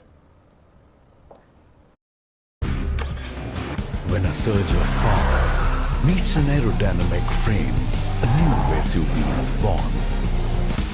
Presenting the new phase of SUVs, Fronx, the shape of new. Nexa. चलिए, ठीक है। हमने क्या कहा कि भारत की जो भूगर्भिक संरचना है दोस्तों, इस भूगर्भिक संरचना को हम लोग कितने भाग में बांट करके पढ़ते हैं? 3 भाग में बांट करके पढ़ते हैं। 3 भाग में बांट करके पढ़ते हैं, यानी कि ये आपका हो गया, ये नीचे वाला भाग जो हमने कहा दोस्तों, ये नीचे वाला भाग आपका हो गया प्रायद्वीपीय पठार, ये आपका हो गया प्रायद्वीपीय पठार, प्रायद्वीपीय पठार, ठीक है। प्रायद्वीपीय पठार को हमने कितने भाग में बांटा? तो आप कहेंगे कि हमने 6 भागों में बांटा। कितने भागों में? 6 भागों में। ये 6 भाग कौन कौन से? तो हमने आपको सबसे पहले बताया आर्कियन क्रम की चट्टानें, दूसरा में बताया धारवाड़ क्रम की चट्टानें, तीसरा में बताया कुरप्पा क्रम की चट्टानें, चौथा में बताया विंध्यवन क्रम की चट्टानें, और पांचवा में बताया क्या? दक्कन ट्रैप के बारे में। चलिए, पांचवा में गोंडवाना, पांचवा में हमने आपको गोंडवाना के बारे में बताया, गोंडवाना के बारे में बताया, और छठा में हमने आपको दक्कन ट्रैप के बारे में बताया, जो कि महाराष्ट्र वाले एरिया में था। ये सभी के सभी आपका कहां पाए जाते हैं? प्रायद्वीपीय पठार में पाए जाते हैं। दूसरा जो हम देखेंगे दोस्तों, ये है उत्तर का पर्वतीय पठार। दूसरा भाग में जो बांटा गया है वह उत्तर का पर्वतीय पठार के रूप में बांटा गया है, यानी कि ये जो ऊपर वाला सारा का सारा एरिया है, ये उत्तर का पर्वतीय पठार के रूप में जाना जाता है। और इसी उत्तर के पर्वतीय पठार में आप देखेंगे कि कई सारे पर्वतों की चोटियां भी पाई जाती है। इसी उत्तर के पठार में आप देखिएगा हिमालय भी पाया जाता है, यानी कि तीसरा जो क्रम है दोस्तों, ये आपका है क्या? उत्तर का पर्वतीय पठार। दूसरा क्रम की क्या है? उत्तर का पर्वतीय पठार, उत्तर का पर्वतीय पठार, ये दूसरे क्रम की है। और बीच में जो ये खाली वाला भाग आप देख रहे हैं, ये बीच वाला भाग जो खाली है दोस्तों, इसे उत्तर का विशाल मैदान कहते हैं। क्या कहते हैं? उत्तर का विशाल मैदान कहते हैं, है ना। चलिए, तो हमने इसके प्रायद्वीपीय पठार को पढ़ लिया है। अब हम पढ़ेंगे उत्तर का पर्वतीय पठार के बारे में, कि उत्तर की तरफ में कौन कौन से पर्वत हैं, कौन कौन से हिमालय की श्रेणी है, कहां कहां पे आप कौन कौन देश में पाए जाते हैं। देखिएगा, तो उत्तर में आप देखिएगा जो प्रायद्वीपीय पठार है दोस्तों, ऊपर वाला भाग में जो पर्वतीय पठार है, इसमें कई सारे श्रेणी पाई जाती है, ठीक है। कई सारे पर्वतों की श्रेणी पाई जाती है। सबसे देखिएगा, अगर बात करेंगे, ठीक है, तो जो ऊपर का भाग है दोस्तों, सबसे ऊपर जो आपका देखते हैं, जो आपका ये हिमालय है,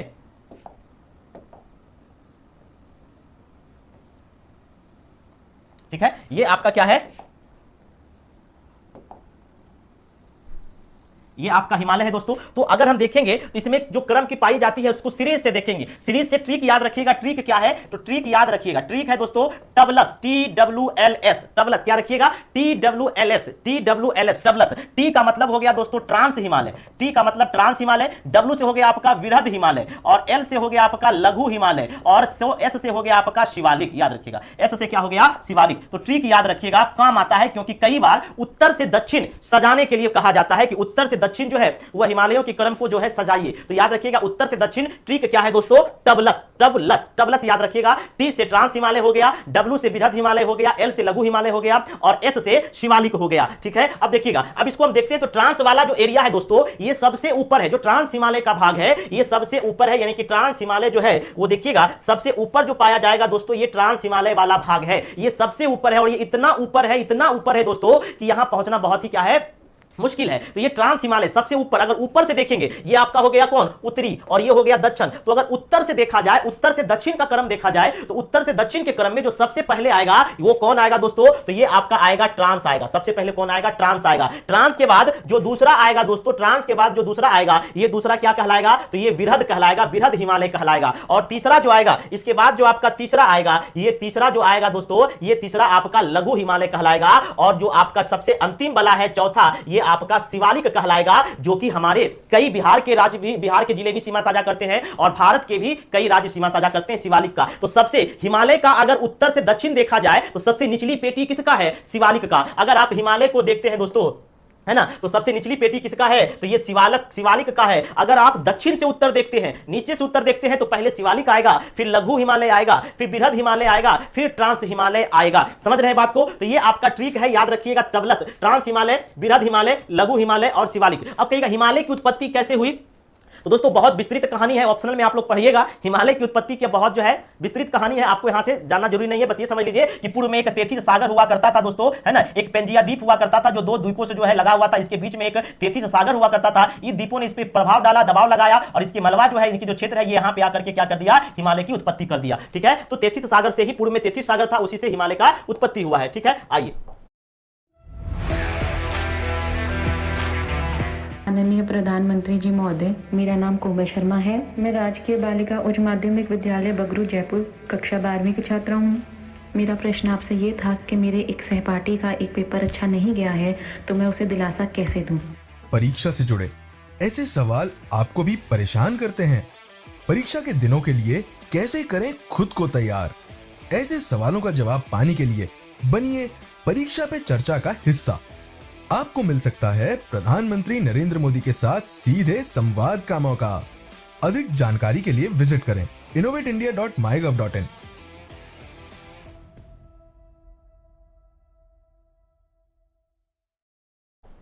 तो अब देखते हैं हिमालय। हिमालय की अगर देखेंगे दोस्तों, हिमालय की बात करते हैं तो देखिएगा भारत की उत्तरी सीमा पर पूरब से पश्चिम दिशा में विस्तृत है, पूरब से पश्चिम दिशा में विस्तृत है और यह सबसे ऊंची और विशाल पर्वत श्रेणी हिमालय पर्वत श्रेणी है। यह विश्व की नवीनतम मोरदार बलित पर्वत श्रेणी है। हिमालय कैसा पर्वत श्रेणी है? तो यह विश्व की नवीनतम मोरदार बलित पर्वत श्रेणी है। इस पर्वत श्रेणी के पश्चिम भाग में नंगा पर्वत के निकट एवं पूर्वी भाग में मिसामी पहाड़ी और नामचा बड़वा पहाड़ी इत्यादि पाई जाती है। चलिए अब देखिएगा मैप में, हमने देखा ये आपका देखिए भारत है ना। चलिए देखिएगा, ये पश्चिम हिमालय है जो आपका भाग है। यहां पर देखिए जो आपका एरिया है, ये नागा पर्वत पाया जाता है। यहां पर जो आप देख रहे हैं ये गॉडविन अस्टीन, जो जिसे हम लोग केटू कहते हैं, काराकोरम, जिसकी ऊंचाई क्या है 8611 किलोमीटर। दोस्तों याद रखिएगा, अगर हिमालय की सर्वोच्च चोटी पूछा जाए, हिमालय की सर्वोच्च चोटी पूछा जाए तो वो है माउंट एवरेस्ट, जिसे हम लोग माउंट एवरेस्ट कहते हैं, जिसकी ऊंचाई कितनी है 8848 किलोमीटर। लेकिन ये भारत में नहीं स्थित है, ये नेपाल में स्थित है। माउंट एवरेस्ट नेपाल में स्थित है, इसलिए भारत का सबसे ऊंचा चोटी अगर पूछा जाए तो ये गॉडविन अस्टीन है, जिसे केटू कहा जाता है। काराकोरम 8611 किलोमीटर है। फिर यहां पे आप अरुणाचल प्रदेश की तरफ आएंगे तो नामचा पर्वत मिलेगा, जिसे पूर्वी हिमालय के नाम से जानते हैं, नागा पहाड़ी इत्यादि आपको देखने को मिलेगा। ठीक है, चलिए बाकी आगे भी हम पर्वतों के बारे में पढ़ने वाले हैं।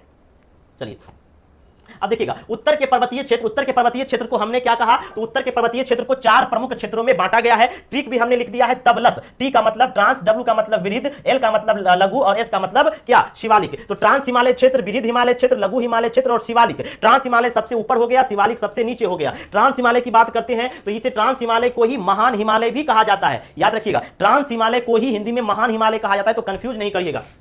ट्रांस हिमालय यह महान हिमालय के उत्तरी भाग है। इसके अंतर्गत काराकोरम, लद्दाख, जस्कर आदि पर्वत श्रेणी पाई जाती है। इसका निर्माण हिमालय से भी पहले हो चुका है, यानी कि जो ये ट्रांस हिमालय का भाग है दोस्तों, हिमालय से भी पहले इसका निर्माण हो चुका है। नोट, काराकोरम गॉडविन अस्टीन काराकोरम श्रेणी की सर्वोच्च चोटी है, जो भारत की सबसे ऊंची चोटी है। इसकी ऊंचाई 8611 मीटर है, यानी कि भारत की सबसे ऊंची चोटी कौन है, काराकोरम है। जबकि विश्व की सबसे ऊंची चोटी माउंट एवरेस्ट है, जो नेपाल में स्थित है, 8848 किलोमीटर है। केटू देखिएगा, हमने यहां पे शॉर्ट में लिख दिया है, केटू का मतलब अन्य नाम गॉडविन अस्टीन है। भारत की सबसे ऊंची चोटी है, ऊंचाई 8611 किलोमीटर है और ये कौन से श्रेणी में है, तो काराकोरम श्रेणी में है। काराकोरम श्रेणी को उच्च एशिया का रीढ़ भी कहा जाता है। यह भारतीय भूभाग, जो कि अभी पाक अधिकृत क्षेत्र में है, जिसे पीओके कहते हैं, इसी में स्थित है। ठीक है, चलिए देखिएगा, ट्रांस हिमालय जो है वो विरिध हिमालय से इंडो सांकोच सेसर के द्वारा किया। अच्छा, हमने महान हिमालय को ट्रांस हिमालय ने, विरिध हिमालय को महान हिमालय कहा जाता है, चेंज कर लीजिएगा आप लोग। ठीक है, चलिए अब देखिएगा अगला दोस्तों, देखिएगा हिमाद्री अर्थात सर्वोच्च या विरिध हिमालय, इसे हिमाद्री भी कहते हैं या सर्वोच्च या विरिध हिमालय। दूसरा हमने पहला क्या बताया, टी, दूसरा डब्ल्यू है, यानी कि विरिध हिमालय है। यह हिमालय की सबसे ऊंची चोट श्रेणी है। इसकी हिमालय की सबसे ऊंची श्रेणी है, सबसे ऊंची श्रेणी हालांकि ट्रांस हिमालय है, लेकिन इसकी उत्पत्ति हिमालय के बाद हुई है, इसलिए हिमालय के अंतर्गत नहीं रखा जाता है।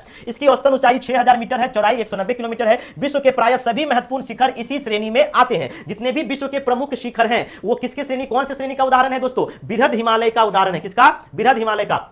जैसे एवरेस्ट, कंचनजंगा, नंगा पर्वत, नंदा पर्वत, कौमेत, नामचे बरवा, ये सभी कौन सा हिमालय में है, बृहद हिमालय में पाया जाता है। ये सभी बृहद हिमालय का भाग है। ठीक है, चलिए माउंट एवरेस्ट की बात करते हैं तो माउंट एवरेस्ट देखिए क्या है, माउंट एवरेस्ट विश्व की सबसे ऊंची चोटी है। ऊंचाई जो है 8848 मीटर है। स्थित कहां है, तो नेपाल में, और ये बृहद हिमालय में है। बृहद हिमालय को लघु हिमालय से मेन सेंट्रल थ्रस्ट के द्वारा अलग किया जाता है। बृहद हिमालय लघु हिमालय की जो अलग करता है, क्योंकि ऊपर में नीचे में लघु हिमालय है, ऊपर बृहद हिमालय है, इन दोनों के बीच मेन थ्रस्टल पाया जाता है, उसी से अलग होता है। तीसरा है दोस्तों लघु हिमालय, अर्थात हिमालय श्रेणी, लघु हिमालय, इसकी औसत ऊंचाई 80 से 100 सेंटीमीटर है। चलिए सब नहीं याद करना है। इसमें कौन कौन सी श्रेणी है, तो पीर पंजाल, धौलाधर, मसूरी, नाग टिब्बा, ये सभी जो है लघु या मध्य हिमालय में पाया जाता है। दोस्तों बहुत इंपॉर्टेंट है क्योंकि क्वेश्चन पूछ दिया जाता है, इनमें से कौन, निम्नलिखित में से कौन लघु या मध्य हिमालय श्रेणी का भाग नहीं है। विकल्प में दे देगा पीर पंजाल, धौलाधर, मसूरी, नाग टिब्बा, काराकोरम, तो काराकोरम नहीं है। तो याद रखिएगा लघु या मध्य हिमालय का भाग कौन कौन है, पीर पंजाल, धौलाधर, जो आप पीर पंजाल श्रेणी देखते हैं, और फिर जो हिमाचल प्रदेश के आसपास धौलाधर, मसूरी, नाग टिब्बा, ये सभी लघु या मध्य हिमालय के भाग में आता है। ठीक है, चलिए उसके बाद देखिएगा कश्मीर घाटी, लाहुल स्पाटी घाटी, ये सभी कहां मिलता है, मध्य हिमालय में आता है। अब उसके बाद देखिएगा बृहद हिमालय, बृहद हिमालय देखिएगा बृहद हिमालय है और ये लघु हिमालय है। लघु हिमालय में ही क्या पाया जाता है, पीर पंजाल, पीर पंजाल श्रेणी कहां पाया जाता है, लघु हिमालय में पाया जाता है। लघु हिमालय बहुत इंपॉर्टेंट है क्योंकि इसमें स्वास्थ्य वर्धक जड़ी बूटी पाई जाती है। पर्यटकों का ये प्रमुख स्थल है, जैसे शिमला, कुल्लू, मनाली, मसूरी, दार्जिलिंग, ये सभी कहां स्थित है, लघु हिमालय में ही स्थित है। ये सभी कहां स्थित है, लघु हिमालय में। शिमला, कुल्लू जो आप घूमने जाते हैं ना, दार्जिलिंग, मनाली वगैरह, ये सब लघु हिमालय का पार्ट है। और बृहद हिमालय से लघु हिमालय मेन सेंट्रल थ्रस्ट के द्वारा अलग होता है और बृहद हिमालय और लघु हिमालय के बीच ही स्थित है कश्मीर घाटी। बहुत इंपॉर्टेंट है दोस्तों, BBI, कश्मीर घाटी किन दो हिमालय के श्रेणी के बीच स्थित है, तो दोस्तों बृहद हिमालय और लघु हिमालय यानी कि W और है ना L के बीच स्थित है। बृहद और L के बीच स्थित है, बृहद और लघु हिमालय के बीच ही कश्मीर घाटी स्थित है। क्वेश्चन पूछा जाता है दोस्तों, इनमें से कौन बृहद और लघु हिमालय के बीच स्थित है, तो कश्मीर घाटी। दूसरा लाहुल स्पीति, लाहुल स्पीति भी कहां स्थित है, बृहद और लघु हिमालय के बीच स्थित है। कल्लू वो कांगड़ा घाटी, ये कल्लू कांगड़ा घाटी भी कहां स्थित है, तो बृहद और लघु हिमालय के बीच स्थित है। आपके लिए सबसे इंपॉर्टेंट जो है दोस्तों वो ये है कि बृहद हिमालय और लघु हिमालय के बीच कश्मीर घाटी स्थित है। ठीक है, चलिए कश्मीर घाटी घूमने के हमने भी हाल ही में घूम के आए हैं।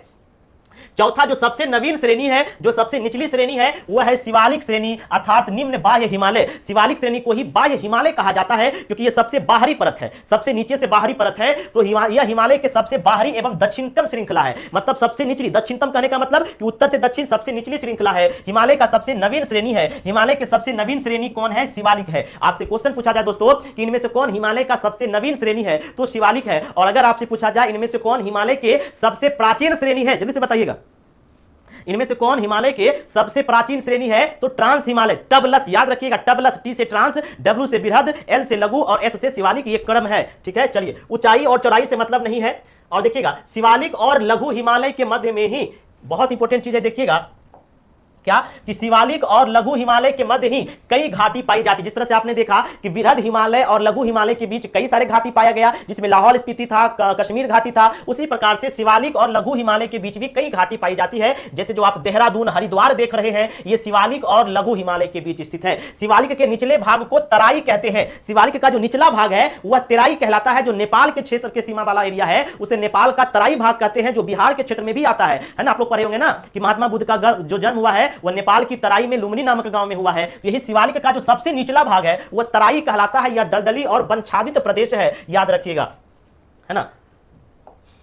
अब देखिएगा हिमालय के उपभाग, हिमालय के उपभाग की बात अगर करते हैं तो हिमालय के 4 उपभागों में विभाजित किया गया है। पारा हिमालय, महान हिमालय, मध्य हिमालय और शिवालिक हिमालय। पारा हिमालय, महान हिमालय, मध्य हिमालय और शिवालिक हिमालय, ये 4 जो है इनके उपभाग है। पारा हिमालय क्या है, तो पारा हिमालय क्या है, देखिएगा यह लगभग 40 किलोमीटर चौड़ा है। इसमें 33 सागर के अपवाद पाए जाते हैं और इसी से पता चलता है कि हिमालय की जो उत्पत्ति हुई है वह 33 सागर के सूखने से हुई है। इसके नीचे तृतीय युग के ग्रेनाइट मिलते हैं, इसकी तिब्बती हिमालय भी कहा जाता है। पारा हिमालय को तिब्बती हिमालय भी कहा जाता है। दूसरा देखिएगा महान हिमालय, ग्रेट हिमालय। महान हिमालय यह हिमालय के सबसे ऊंचे पर्वत श्रृंखला है। हिमालय का सबसे ऊंची पर्वत श्रृंखला कौन सी है, महान हिमालय है। BBI दोस्तों, हिमालय की सबसे ऊंची पर्वत श्रृंखला महान हिमालय है। इसका जो विस्तार है वह नंगा पर्वत से लेकर के नामचा बड़वा तक फैला हुआ है। यानी कि महान हिमालय नंगा पर्वत, यानी कि इस और जो नंगा पर्वत है ये नंगा पर्वत से लेकर के नामचा बड़वा तक फैला हुआ है। और ऊंची चोटियां माउंट एवरेस्ट स्थित है किसमें, महान हिमालय में। माउंट एवरेस्ट किस हिमालय में स्थित है, महान हिमालय में स्थित है। दोस्तों याद रखिएगा, माउंट एवरेस्ट किस हिमालय में स्थित है, महान हिमालय में स्थित है। देखिएगा महान हिमालय में स्थित पर्वत है ना, महान हिमालय, इसलिए इसको महान कहा गया है कि जितने भी महान महान चोटियां हैं ये सभी इसमें पाया जाता है। जैसे माउंट एवरेस्ट, कंचनजंगा, अन्नपूर्णा, नंगा पर्वत, नामचा पर्वत, नंदा देवी, ये सभी महान हिमालय में पाया जाता है, इसलिए तो इसे महान कहा गया है। अब मध्य हिमालय देखिएगा, मध्य हिमालय क्या है, तो ये महान हिमालय के दक्षिणतम भाग में विस्तृत रूप से फैला हुआ है। इसे लघु हिमालय के नाम से भी जाना जाता है। जो मध्य हिमालय है इसे लघु हिमालय कहा जाता है। मध्य हिमालय में निम्नलिखित पर्वत श्रेणियां हैं, धौलाधर, पीर पंजाल, नाग टिब्बा, महाभारत, ये तो हमने आपको लघु हिमालय में बता ही दिया था। कश्मीर घाटी भी इसी में पाया जाता है, बृहद और लघु हिमालय के बीच में। चलिए, अब शिवालिक हिमालय, शिवालिक हिमालय तो बता ही दिए हैं, सबसे निचली वाली जो हिमालय है शिवालिक हिमालय कहलाता है ना। चलिए, अब देखिएगा हिमालय का बृहद विभाजन, हिमालय का जो बृहद विभाजन किया गया है वह उत्तर से दक्षिण के क्रम में, देखिएगा उत्तर से दक्षिण के क्रम में जो हिमालय का विभाजन किया गया है, पहला काराकोरम श्रेणी, लद्दाख श्रेणी, जास्कर श्रेणी, पीर पंजाल श्रेणी, धौलाधर श्रेणी और शिवालिक श्रेणी। याद रखिएगा दोस्तों, इसका भी हम ट्रिक बताएंगे। NS मतलब उत्तर से दक्षिण के क्रम में हिमालय की श्रेणी को सजाने का क्रम पूछ दिया जाता है। ट्रिक क्या है तो देखिएगा, ट्रिक हम लिख दिए हैं, ट्रिक है इसका, ट्रिक क्या है देखिएगा, कल PDF लेने जाएंगे। याद रखिएगा ट्रिक क्या है, बड़ा जबरदस्त ट्रिक बनाए हैं। ट्रिक है कल जाएंगे PDF लेने, देखिएगा कल जाएंगे PDF लेने, क से हो गया, देखिएगा उत्तर से दक्षिण का क्रम हमने कहा है, कौन सा क्रम है, उत्तर से दक्षिण के क्रम में सजाना है और ये क्वेश्चन पूछा गया है। तो उत्तर से दक्षिण के क्रम में अगर श्रेणियों को सजाएंगे तो जो ट्रिक है क्या है, कल जाएंगे, पहले क्या है, कल जाएंगे।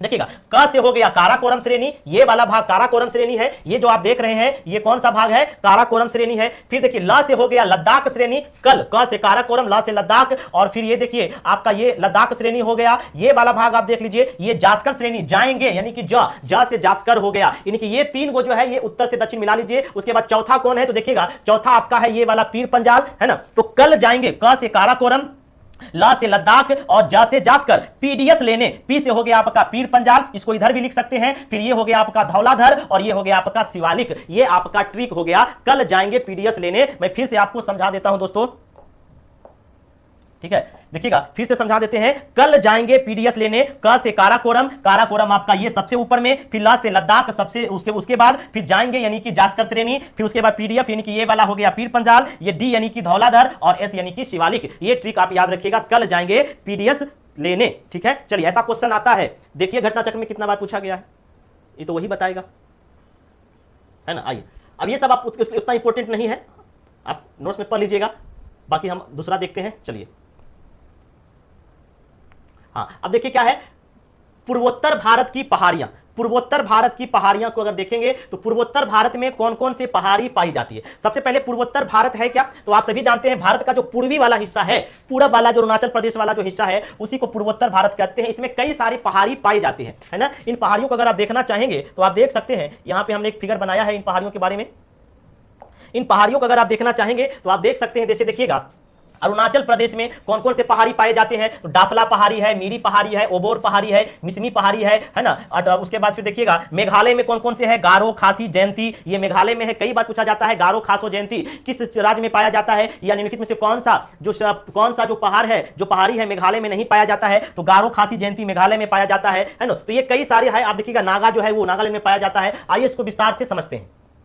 चलिए देखिएगा, तो सबसे पहले देखिएगा मिसामी पहाड़ी। मिसामी पहाड़ी कहां स्थित है, तो मिसामी पहाड़ी, ऐसी को मिसामी पहाड़ी कहते हैं, ये अरुणाचल प्रदेश में स्थित है। मिसामी पहाड़ियां अरुणाचल प्रदेश में स्थित है, जो दिबांग जिले में, अरुणाचल प्रदेश के दिबांग जिले में स्थित है, ठीक है। मिसामी पहाड़ी कहां स्थित है, अरुणाचल प्रदेश के दिबांग जिले में है। और ब्रह्मपुत्र नदी इन्हीं पहाड़ियों को काटकर बहती है। जो मिसामी पर्वत, जो मिसामी पहाड़ियां है ये अरुणाचल प्रदेश में है। मिसामी पहाड़ी कहां है, जल्दी से बताइएगा।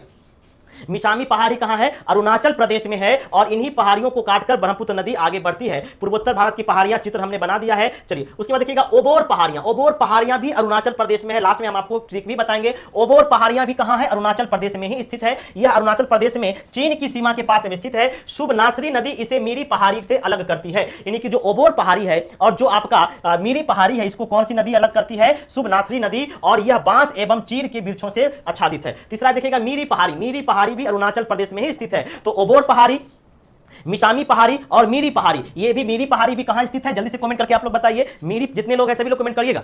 थक गए क्या, है ना, हम बोल बोल के नहीं थक रहे, आप लोग देख के थक गए कि डाटा खत्म हो गया। डाटा खत्म हो गया तो बोलिए रिचार्ज कर देते हैं, है ना। थकना नहीं है, थक जाएंगे तो फिर समय रुक जाएगा। जब समय रुक जाएगा तो जहां रुक जाएगा, और जहां रुक जाएगा तो फिर क्या होगा। चलिए, तो मीरी पहाड़ी अरुणाचल प्रदेश में है। यह अरुणाचल प्रदेश के लखीमपुर जिला उला, बस नहीं याद रखना है, बस यही रखना है। मीरी पहाड़ी कहां स्थित है, अरुणाचल प्रदेश में। डफला पहाड़ी भी अरुणाचल प्रदेश में स्थित है। पटकोई पहाड़ी बहुत इंपॉर्टेंट है, पटकोई पहाड़ी भी अरुणाचल प्रदेश में स्थित है। संक्षिप्त सारणी हमने बना दिया है। हमने हर एक पहलू पर ध्यान दिया है ताकि नोट्स आपके लिए बहुत इंपॉर्टेंट हो जाए और आपको समझने में कहीं कोई दिक्कत नहीं है। और आप लोग जानते ही हैं कि हमारा नोट्स आप लोग को पढ़ने में कितना मजा आता है। इतना डिमांड आता है कि 200-300 डेली डिमांड आता है नोट्स का। हम तो सारा दिन नोट्स ही सेंड करते करते समय खराब हो जाता है, ठीक है। कोई बिहार स्पेशल, कोई मॉडर्न हिस्ट्री, बहुत नोट्स का डिमांड है हमारा। ऐसा अगर 2-4 रुपया पैसा रख देते, 10-20 रुपया तो लगता है करोड़पति बन जाते नोट्स बेच करके, लेकिन पैसा लेते नहीं है, फ्री में नोट्स देते हैं, आप सभी को मालूम है। संक्षिप्त सारणियां देखिएगा, संक्षिप्त सारणी अरुणाचल प्रदेश में कौन कौन से पर्वत हैं? मिशामी, अबोर, मीरी, डाफला, पटकोई। मिशामी, अबोर, मीरी, डाफला, पटकोई, ये सभी के सभी अरुणाचल प्रदेश में स्थित है। क्लियर है? चलिए, ये सभी के सभी अरुणाचल प्रदेश में स्थित है। क्वेश्चन पूछा जाता है दोस्तों, इनमें से कौन सी पहाड़ी अरुणाचल प्रदेश में स्थित नहीं है? तो आपको याद रखना पड़ेगा, मिशमी, अबोर, मीरी, डाफला, पटकोई अरुणाचल प्रदेश में स्थित है।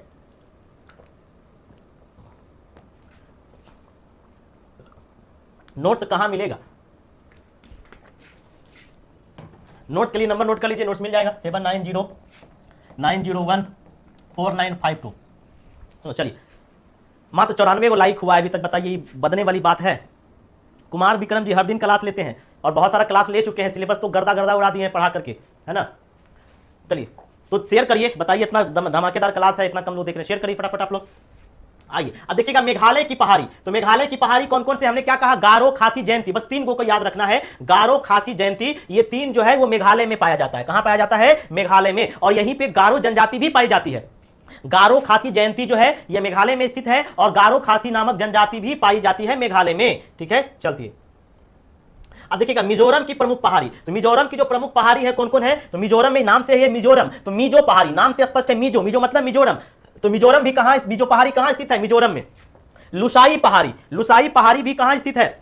मिजोरम में। और इसकी सबसे ऊंची चोटी ब्लू माउंटेन है। आराकोनायोमा पर्वत तंत्र से मिला है। आराकोनायोमा, देखिए मैं बार बार इसका नाम ले रहा हूं, आराकोनायोमा, जो कि भारत और म्यांमार के बीच सीमा बनाता है। आराकोना पर्वत जो कि भारत और, है ना, नेपाल के बीच सीमा बनाता है, याद रखिएगा। तो मिजो पहाड़ी मिजोरम में, लुसाई पहाड़ी भी मिजोरम में स्थित है और इसकी सबसे ऊंची चोटी ब्लू माउंटेन है। आराकोमा जो है यह तंत्र इसी में मिल जाता है। चलिए, असम की प्रमुख पहाड़ी, असम की जो प्रमुख पहाड़ी है ये कौन कौन से है? तो असम में देखिए मिकिर पहाड़ी पाई जाती है, रेंगमा पहाड़ी पाई जाती है ना, मेरमा पहाड़ी पाई जाती है और मिकिर पहाड़ी पर ही काजीरंगा नेशनल पार्क स्थित है। आप लोग पढ़ते होंगे काजीरंगा नेशनल पार्क किसके लिए प्रसिद्ध है? जल्दी से बताइएगा, काजीरंगा नेशनल पार्क किसके लिए प्रसिद्ध है? किस पशु के लिए प्रसिद्ध है? ये असम में है और कौन सी पहाड़ी पर है? मिकिर पहाड़ी पर स्थित है। इन पहाड़ियों पर मिकिर जनजातियां भी पाई जाती है। दूसरा है रेंगमा पहाड़ी, रेंगमा पहाड़ी भी असम में पाई जाती है और यहां पर रेंगमा जनजाति पाई जाती है। नागा पहाड़ी नाम से ही स्पष्ट है कि ये नागालैंड में स्थित है। नागा पहाड़ी मतलब नागा है। मणिपुर पहाड़ी, मणिपुर में आप देखिएगा कि मणिपुर पहाड़ी नाम से ही स्पष्ट है, मणिपुर में स्थित है और ये यहां पे लोकटक झील पाया जाता है जो कि सबसे मीठा झील है ना, मीठा झील लोकटक झील है और ये कहां पाया जाता है? मणिपुर में पाया जाता है। क्लियर है? चलिए, बहुत बढ़िया। एक सिंह वाले गेंडा पाया जाता है,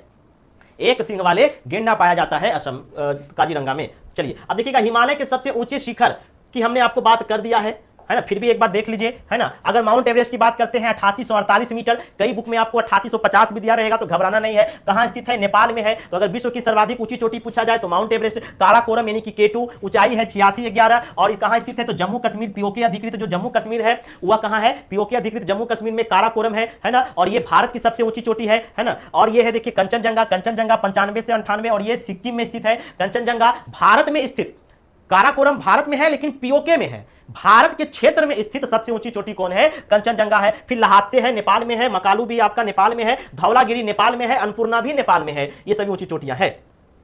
चलिए, अब देखेंगे प्रायद्वीपीय भारत की पर्वत श्रेणियां, प्रायद्वीपीय भारत की पर्वत श्रेणियां। चलिए, ठीक है, चलिए, प्रायद्वीपीय भारत की पर्वत श्रेणियां। देखिए, ये प्रायद्वीपीय भारत का एक फिगर है, आप समझ सकते हैं। हमने आपको पहले ही बताया था कि ये भारत क्या है? एक प्रायद्वीप है। भारत क्या है दोस्तों? तो भारत एक क्या है? प्रायद्वीप है। हमने आपको कहा था कि भारत को प्रायद्वीपीय कहा गया है। क्यों प्रायद्वीपीय कहा गया है ना?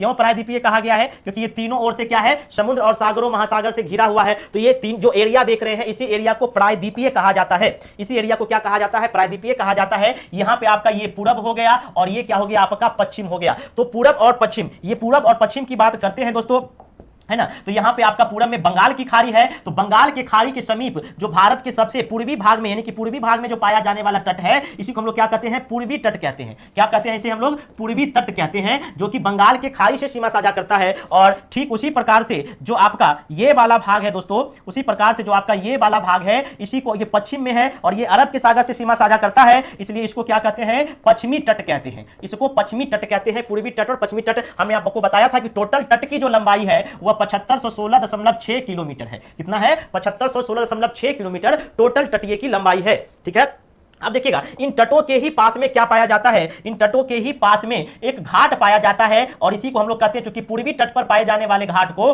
पूर्वी घाट कहते हैं, पूर्वी तट पर पाए जाने वाले घाट को पूर्वी घाट कहते हैं और पश्चिमी तट पर पाए जाने वाले घाट को क्या कहते हैं, पश्चिमी घाट कहते हैं। तो पूर्वी घाट पश्चिमी घाट समझ गए। अब कुछ पर्वत श्रेणी जो है वो पूर्वी घाट में पाए जाते हैं, कुछ पहाड़ी जो है वो पश्चिमी घाट में भी पाए जाते हैं। पूर्वी घाट में पाए जाने वाले पर्वतों को हम लोग देखेंगे, है ना, पश्चिमी घाट में पाए जाने वाले पर्वतों को भी हम पर्वत नहीं, पहाड़ियों को भी हम लोग देखेंगे। अब ये जो पूर्वी घाट है और पश्चिमी घाट है, ये दोनों आपस में देखिएगा मिलता है। एक जगह यहां पे क्या होता है, ये पूर्वी घाट और पश्चिमी घाट क्या कर रहा है, मिल रहा है। और ये जहां मिलता है यहां पर एक पहाड़ी है जिसका नाम है नीलगिरी पहाड़ी, जिसका नाम क्या है, नीलगिरी पहाड़ी।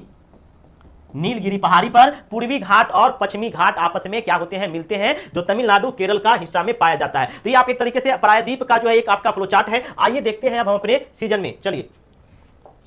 तो प्रायद्वीपीय भारत की पर्वत श्रेणियां आप देखेंगे, प्रायद्वीपीय भारत देख रहे हैं, अरावली है, आपका ये राजमहल है जो झारखंड की तरफ है, अजंता है, शेषचालम है, ये सब प्रायद्वीपीय पहाड़ी है। देखिएगा यहां पे आपका प्रायद्वीपीय में आप अगर देखते हैं तो देखिएगा ये आपका नल्ला मलाई है, फिर जो जावेदी पहाड़ी है, सेवराय पहाड़ी है, पंचमलाई है, मापालमी है, इलायची पहाड़ी जो कि केरल में है, ठीक है। उसके बाद आप देखिएगा फिर ये अन्नामलाई पहाड़ी है। आइए अरावली श्रेणी, अरावली श्रेणी सबसे पहले आप देखिएगा, अरावली श्रेणी के बारे में देखते हैं।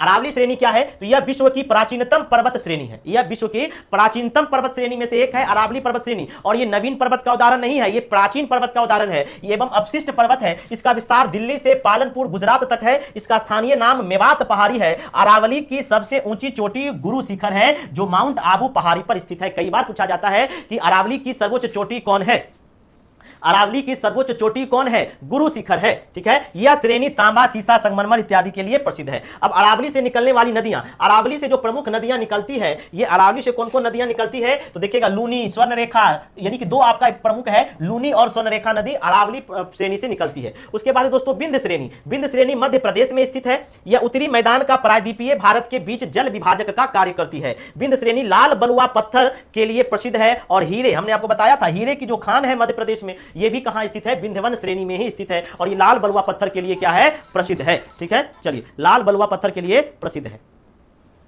अब देखिएगा सतपुड़ा श्रेणी, सतपुड़ा श्रेणी जो है दोस्तों, यह सतपुड़ा पर्वतमाला जो है यह नर्मदा और ताप्ती नदियों के बीच में, पूछा जाता है कि नर्मदा और ताप्ती नदी के बीच में कौन सी श्रेणी पाया जाता है, सतपुड़ा श्रेणी पाया जाता है। नर्मदा और ताप्ती नदी के बीच में कौन सी श्रेणी पाई जाती है, सतपुड़ा श्रेणी पाई जाती है। यह ब्लॉक पर्वत का उदाहरण है और इसकी सर्वोच्च श्रेणी क्या है, धूपगढ़ी है, धूपगढ़ी। तो याद रखिएगा ट्रिक, अरा गुरु और सत धूप, याद रखिएगा, अरा गुरु सत धूप। अरा गुरु, गुरु क्या है, अर जाता है, कहीं ने होमवर्क याद किया, छोटा कहीं का पढ़ता नहीं है, दिमाग खेलता है। तो अरा गुरु, गुरु अर गया, अरा गुरु कहने का मतलब, अरा मतलब अरावली और गुरु का मतलब क्या हो गया, गुरु शिखर, यानी कि अरावली का सर्वोच्च चोटी गुरु शिखर। और सत धूप, सत का मतलब सतपुड़ा और धूप का मतलब धूपगढ़ी, यानी कि सतपुड़ा श्रेणी की सर्वोच्च चोटी धूपगढ़ी है।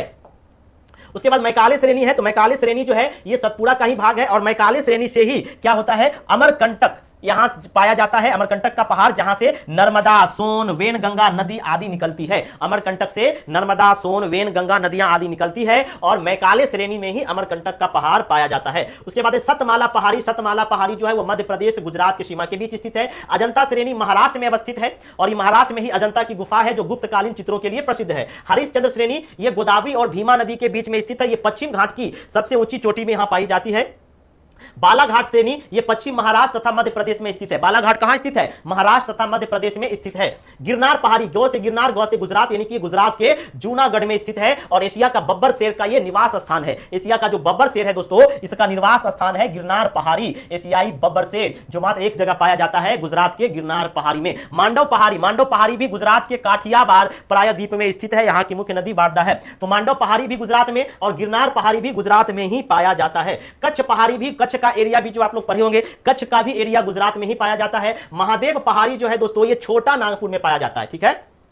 कई बार पूछा जाता है महादेव पहाड़ी छोटा नागपुर में पाया जाता है। अब आइए हम लोग श्रेणी में देख लेते हैं कि संक्षिप्त विवरण, श्रेणी, पहाड़ियां और स्थान हमने क्या बताया, आइए रिवीजन करते हैं। अरावली श्रेणी कहां पाया जाता है, राजस्थान के मध्य प्रदेश तक, राजस्थान से मध्य प्रदेश तक। विंध्य श्रेणी कहां पाया जाता है, मध्य प्रदेश में। सतपुड़ा श्रेणी, सतपुड़ा बताए थे जिसकी सर्वोच्च चोटी कौन है, धूपगढ़ी है, और सॉरी सतपुड़ा का क्या है, सतधूप, धूपगढ़ी है। और आपका अरावली का सर्वोच्च चोटी कौन है, जल्दी से कमेंट करके बताइए, अरावली का सर्वोच्च चोटी कौन सा है, जल्दी से बताइए, है ना, अरावली का सर्वोच्च चोटी कौन सा है।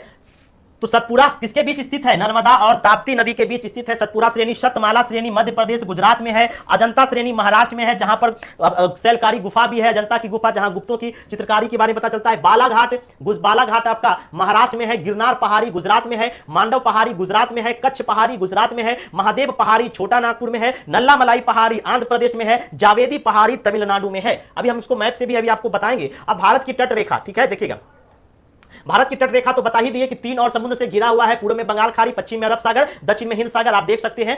चलिए तट रेखा, भारत के तट रेखा की लंबाई, हमने कहा कि भारत की जो मुख्य भूमि का तट रेखा की लंबाई है ना, वह 6100 किलोमीटर, यानी कि मुख्य भूमि से जो जुड़ा हुआ है वह 6100 किलोमीटर है। लेकिन अगर द्वीप के तट को मिला दिया जाए, यानी कि टोटल अगर पूछा जाए, तो कुल लंबाई 7516.6 किलोमीटर है। और अगर मुख्य भूमि से, यानी कि सिर्फ और सिर्फ इस भूमि की बात किया जाए तो 6100 किलोमीटर है। लेकिन जो डीप है, अंडमान निकोबार, लक्षद्वीप वगैरह, उस सभी को अगर मिला दिया जाए तो 7516 किलोमीटर 6 है भारत की कुल तटीय लंबाई, ठीक है। चलिए अब देखिएगा भारत के समुद्री तट से लगे राज्य, भारत के समुद्री तट से कौन कौन से राज्य लगे हैं? तो भारत के कुल 9 राज्य समुद्री तट से लगे हैं। भारत के कितने राज्य समुद्री तट से सीमा साझा करते हैं, जल्दी से बताइएगा।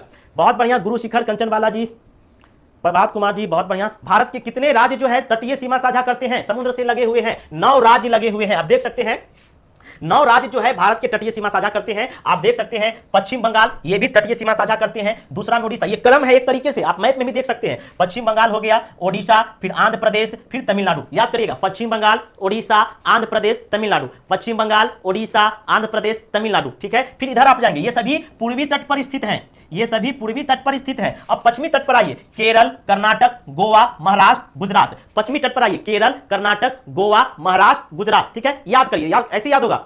पश्चिमी तट पर अगर आएंगे तो पहले पश्चिम बंगाल, फिर ओडिशा, ओडिशा के बाद फिर आंध्र प्रदेश, आंध्र प्रदेश के बाद फिर आपका तमिलनाडु, और इधर आएंगे तो केरल, केरल के बाद कर्नाटक, कर्नाटक के बाद के गोवा, गोवा के बाद महाराष्ट्र, फिर गुजरात, ठीक है। तो ये 9 टोटल है। देखिए 1 2 3 4 5 6 7 8 9, जिसमें गुजरात की तटीय लंबाई सर्वाधिक है और गोवा की तटीय लंबाई क्या है? सबसे कम है। ये 9 राज्य हमने आपको यहां पर भी लिख दिया है ना। चलिए देखिएगा, गोवा के सामने लिख दिए है सबसे कम तटरेखा वाला लंबाई है, और गुजरात जो है सर्वाधिक तटरेखा वाला लंबाई है। सबसे ज्यादा तटरेखा वाला केंद्र शासित प्रदेश, अगर पूछा जाए सर्वाधिक लंबी तटरेखा वाला केंद्र शासित प्रदेश कौन है, तो आपका अंडमान निकोबार है। अब देखिएगा भारत के तट एवं घाट, हमने आपको तट एवं घाट बता ही दिया है। ये आपका पूर्वी घाट हो गया, ये आपका पूर्वी तट हो गया, और ये आपका पूर्वी तट, पश्चिमी तट हो गया, और ये आपका पश्चिमी घाट हो गया। यानी कि पूर्वी तट पे पाए जाने वाले घाट को पूर्वी घाट, और पश्चिमी तट पर पाए जाने वाले घाट को पश्चिमी घाट कहते हैं, ठीक है। ठीक वही बात यहां पर भी हमने आपको समझाने का प्रयास किया है। ये भारत का आपका देख रहे हैं दक्षिणतम भाग है, ये पूर्वी भाग है जहां पूर्वी तट पाया जाता है, ये पश्चिमी भाग है जहां पश्चिमी तट पाया जाता है। और देखिएगा भारत 3 ओर से समुद्र से घिरा है। पूर्वी भाग में स्थित तट को पूर्वी तट कहते हैं, पश्चिम भाग में स्थित तट को पश्चिम तट कहते हैं, तथा दक्षिण भाग में स्थित तट को दक्षिण तट भी कहते हैं। लेकिन मुख्यतः हम लोग 2 ही तट के बारे में पढ़ते हैं।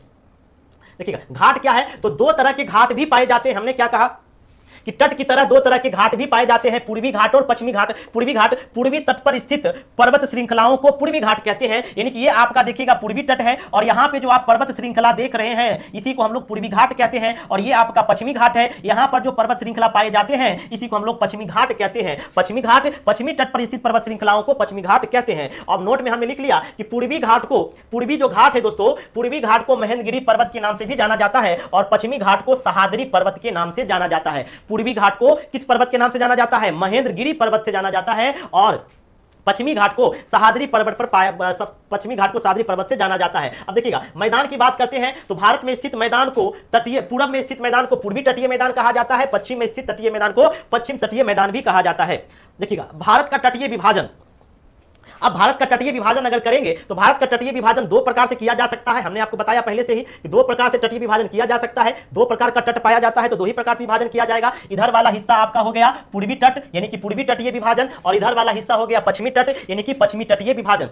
पूर्वी तटीय में आप देखिएगा 2 तरह के तट, डेल्टा तट और कोरोमंडल तट, है ना। कोरोमंडल तट जो है वो कन्याकुमारी से आंध्र प्रदेश तक है। कोरोमंडल तट कन्याकुमारी से आंध्र प्रदेश तक को क्या कहा जाता है? कोरोमंडल तट है। पूछा जाता है क्वेश्चन कि कोरोमंडल तट कहां से कहां तक फैला हुआ है, या कोरोमंडल तट किस राज्य में स्थित है, कमेंट करके बताइएगा। और डेल्टा तट जो है वो आंध्र प्रदेश से पश्चिम बंगाल तक स्थित है। यानी कि आपको जो हमने बताया ये आपका क्या है, पश्चिम बंगाल है, ये आपका क्या है, ओडिशा है, ये आपका क्या है, आंध्र प्रदेश है। तो ये पश्चिम बंगाल से ओडिशा तक जो है यह डेल्टा तट के नाम से जाना जाता है। फिर आपका क्या है, आंध्र प्रदेश के बाद फिर आपका क्या है, तमिलनाडु है, और ये फिर केरल है। तमिलनाडु से केरल वाला पार्ट जो है वो कोरोमंडल तट कहा जाता है। अब देखिएगा पूर्वीय तटीय तट, पूर्वी तटीय का विभाजन, काठियावाड़ तट, कोकण तट, कैनरा तट और मालाबार तट। काठियावाड़ तट जो है वह गुजरात से दमन तक है, फिर कोकण तट दमन से गोवा तक है, कैनरा तट जो है गोवा से कर्नाटक तक है, और मालाबार तट कर्नाटक से केरल तक है। आइए इसको मैप से समझने का प्रयास करते हैं। देखिए ये आपका भारत का कुछ दक्षिणतम पूर्वी तट का मैप है, ये देख रहे हैं, ये मैप है, आप समझ गए होंगे। देखिए ये आपका काठियावाड़ तट है जो गुजरात से दमन तक स्थित है, ये कोकण तट है जो दमन से गोवा तक है, ये केनरा तट है जो गोवा से कर्नाटक है, और ये कर्नाटक से केरल है जिसे हम लोग मालाबार तट कहते हैं, और तमिलनाडु से केरल ये कोरोमंडल तट है, और आंध्र प्रदेश से पश्चिम बंगाल तक ये डेल्टा तट है। ठीक है, चलिए अब पश्चिमी तटीय विभाजन। पश्चिमी तटीय विभाजन में हमने क्या कहा, पश्चिमी तटीय विभाजन में काठियावाड़ तट आता है। ठीक है, 4 भाग में बांटा गया था। काठियावाड़ तट यानी कि काठियावाड़ तट की बात करते हैं तो ये आपका पश्चिमी विभाजन में जो सबसे ऊपर में आपका गुजरात से लेकर के दमन तक का हिस्सा है ये काठियावाड़ तट कहलाता है। यानी कि गुजरात से दमन तक के तट को काठियावाड़ तट कहते हैं। इसी तट के समीप गिरनार, कच्छ एवं मांडव की पहाड़ी स्थित है। अब चूंकि काठियावाड़ तट गुजरात से दमन तक है तो मांडव पहाड़ी कहां स्थित है, गुजरात में स्थित है, यानी कि मांडव पहाड़ी काठियावाड़ तट में स्थित है। फिर आपका नीचे से आप जाएंगे, जब दमन से गोवा तक आएंगे तो दमन से जब गोवा तक आएंगे तो ये कोकण तट कहलाता है। दमन से गोवा के बीच तटीय क्षेत्र को कोकण तट कहते हैं। इस तट के समीप हरिश्चंद्र, बालाघाट, सहादरी पहाड़ियां मिलती है। उसके बाद जब गोवा से कर्नाटक तक आएंगे दोस्तों, ठीक है, गोवा से कर्नाटक तक आएंगे तो आपको कैनरा तट मिलेगा। फिर कर्नाटक से केरल तक आएंगे तो मालाबार तट मिलेगा, और ये मालाबार तट बहुत इंपॉर्टेंट है क्योंकि इस मालाबार तट में बहुत सारी पहाड़ियां पाई जाती है। और ये मालाबार तट में देखिएगा अन्नामलाई पहाड़ी पाई जाती है, इलायची पहाड़ी पाई जाती है, जो केरल का सबसे दक्षिणतम भाग में स्थित पहाड़ी है। दोस्तों भारत के सबसे दक्षिणतम भाग में अगर पहाड़ी पूछा जाए तो वह इलायची की पहाड़ी है। नीलगिरी पहाड़ी है दोस्तों, जहां पर पूर्वी घाट और पश्चिमी घाट मिलती है। इसे ब्लू माउंटेन के नाम से भी जाना जाता है। चाय के लिए यह फेमस है दोस्तों, और इसका सर्वोच्च चोटी दोडा बेटा है। ठीक है, सर्वोच्च चोटी कौन है, दोडा बेटा है ना। चलिए भास्कर नगर जी, विकास सर को चलिए बहुत बढ़िया, धन्यवाद। उसके बाद कार्डेडम पहाड़ी भी आपका कहां है, ये भी आपका केरल में स्थित है। अगस्तमलाई पहाड़ी, ये सभी केरल तमिलनाडु के क्षेत्र में स्थित है। पूर्वी तटीय विभाजन में हमने कहा कोरोमंडल तट जो कन्याकुमारी से आंध्र प्रदेश है ना। पूर्वी तटीय विभाजन की अगर बात करते हैं तो ये जो आपका है दोस्तों, ये आपका कन्याकुमारी यानी कि तमिलनाडु से जो आंध्र प्रदेश वाला हिस्सा है, ये तमिलनाडु से आंध्र प्रदेश वाला हिस्सा ही कोरोमंडल तट कहलाता है, यानी कि कन्याकुमारी से आंध्र प्रदेश तक। और इस कोरोमंडल तट में ही पालनी पहाड़ी पाया जाता है जो तमिलनाडु में है। दोस्तों पालनी पहाड़ी कहां स्थित है, तमिलनाडु में स्थित है। जावेदी पहाड़ी भी तमिलनाडु में स्थित है। सेवरॉय पहाड़ी तमिलनाडु में स्थित है। पंचमलाई है ना, ये आपका केरल में, आंध्र प्रदेश में स्थित है।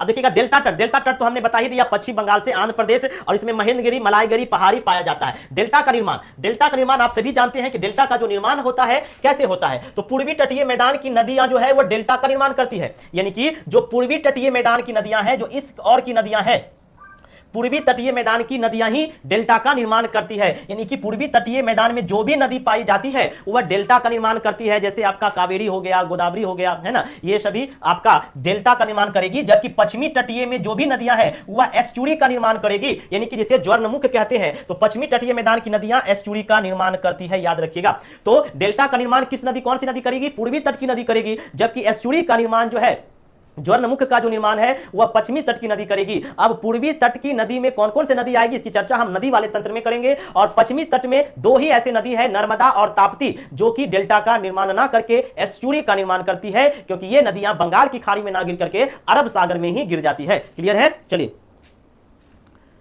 कुमार विक्रम जी कह रहे हैं बीएसएससी सीजन और RCTP का तैयारी करवा दीजिए। वही तो करवा रहे हैं कुमार विक्रम जी, तैयारी ही तो करवा रहे हैं, आगे भी करवाते रहेंगे, टेंशन नहीं लेना है जब तक सीने में दम है। अरे टेढ़ा हो गया, चलिए तो टेढ़ा हो गया, कोई बात नहीं।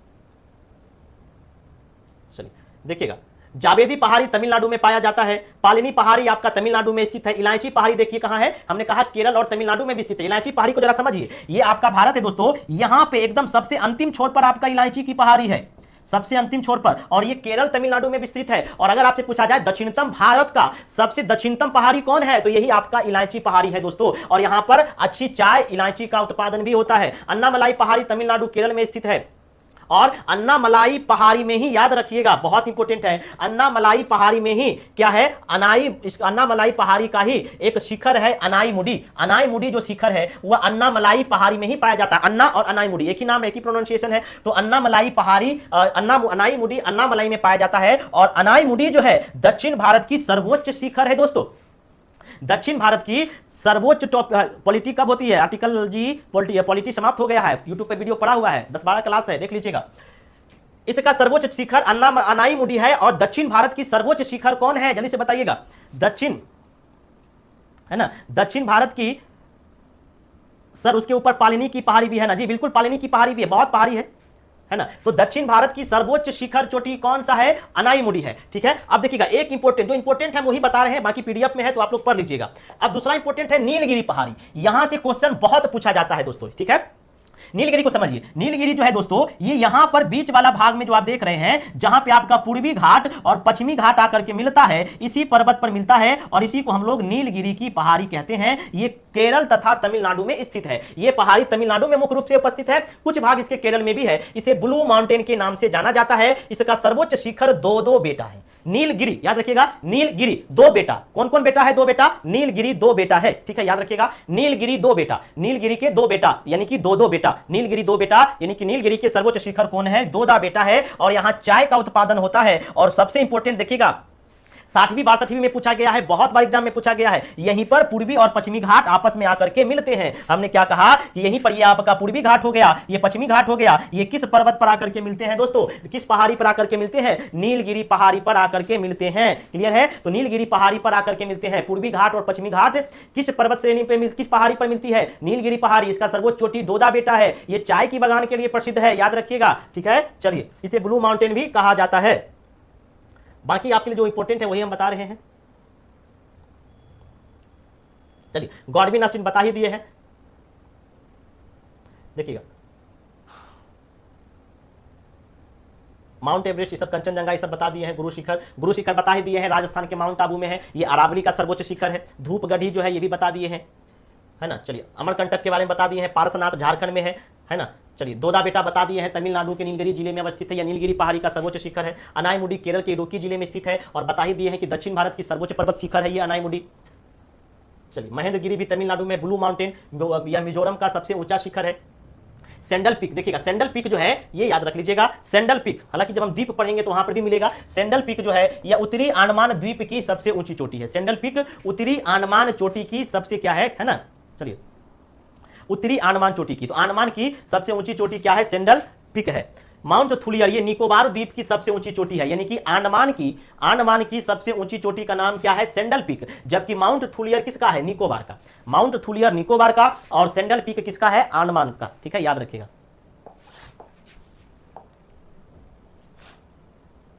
हिमालय के 10 सबसे ऊंची चोटियां और उनकी अवस्थिति। चलिए, ये सब तो आप देख ही लिए हैं, गॉडविन ऑस्टिन वगैरह, माउंट एवरेस्ट वगैरह तो पता ही दिए हैं। भारत के 10 सबसे ऊंची चोटी क्रम से दिया गया है। माउंट एवरेस्ट 8848 नेपाल में है, गॉडविन ऑस्टिन 468611 तो बता ही दिए हैं। धौलागिरी नेपाल में। माउंट एवरेस्ट के बारे में देख लीजिए, यह दुनिया की सबसे ऊंची चोटी है। नेपाल में इसे सागर माथा कहा जाता है। माउंट एवरेस्ट को ही नेपाल में क्या कहा जाता है, सागर माथा कहा जाता है। ठीक है, British surveyor sir George Everest के सम्मान में इसे चोटी का नाम माउंट एवरेस्ट रखा गया। माउंट एवरेस्ट रखा गया एवरेस्ट नाम के व्यक्ति के नाम से, जो इस पर्वत के बारे में बताया था। गॉडविन ऑस्टिन देखिएगा, ये गॉडविन ऑस्टिन कहां है, केटू जो है वो लद्दाख में है, इसे केटू के नाम से जाना जाता है। यह दूसरी सबसे ऊंची चोटी है और यह भारत की सबसे ऊंची चोटी है। कंचनजंगा की बात करते हैं, यह भारत राज्य सिक्किम और नेपाल के, यह भारत के राज्य के सिक्किम और नेपाल के बीच स्थित है। यह तीसरी सबसे बड़ी चोटी है और भारत में स्थित यह भारत की सबसे बड़ी चोटी है। ठीक है, चलिए आइए, उसके बाद मकालू देखिएगा, ये नेपाल में है। चोयू धौलागिरी नेपाल में है। नंगा पर्वत देखिएगा कहां है, तो नंगा पर्वत आपका पाकिस्तान के जो गिलगित वाला क्षेत्र है वहां पे है। अन्नपूर्णा भी नेपाल में है। भारत के 5 सर्वाधिक ऊंचाई वाली चोटी, अब विश्व की नहीं, भारत की अगर 5 सर्वाधिक ऊंचाई पूछा जाए तो पहले क्रम पर कंचनजंगा आएगा, ना कि माउंट एवरेस्ट। ठीक है, और दूसरे में नंदा देवी आएगा, तीसरे में कॉमेट आएगा। ठीक है, चलिए, नंदा देवी उत्तराखंड में है।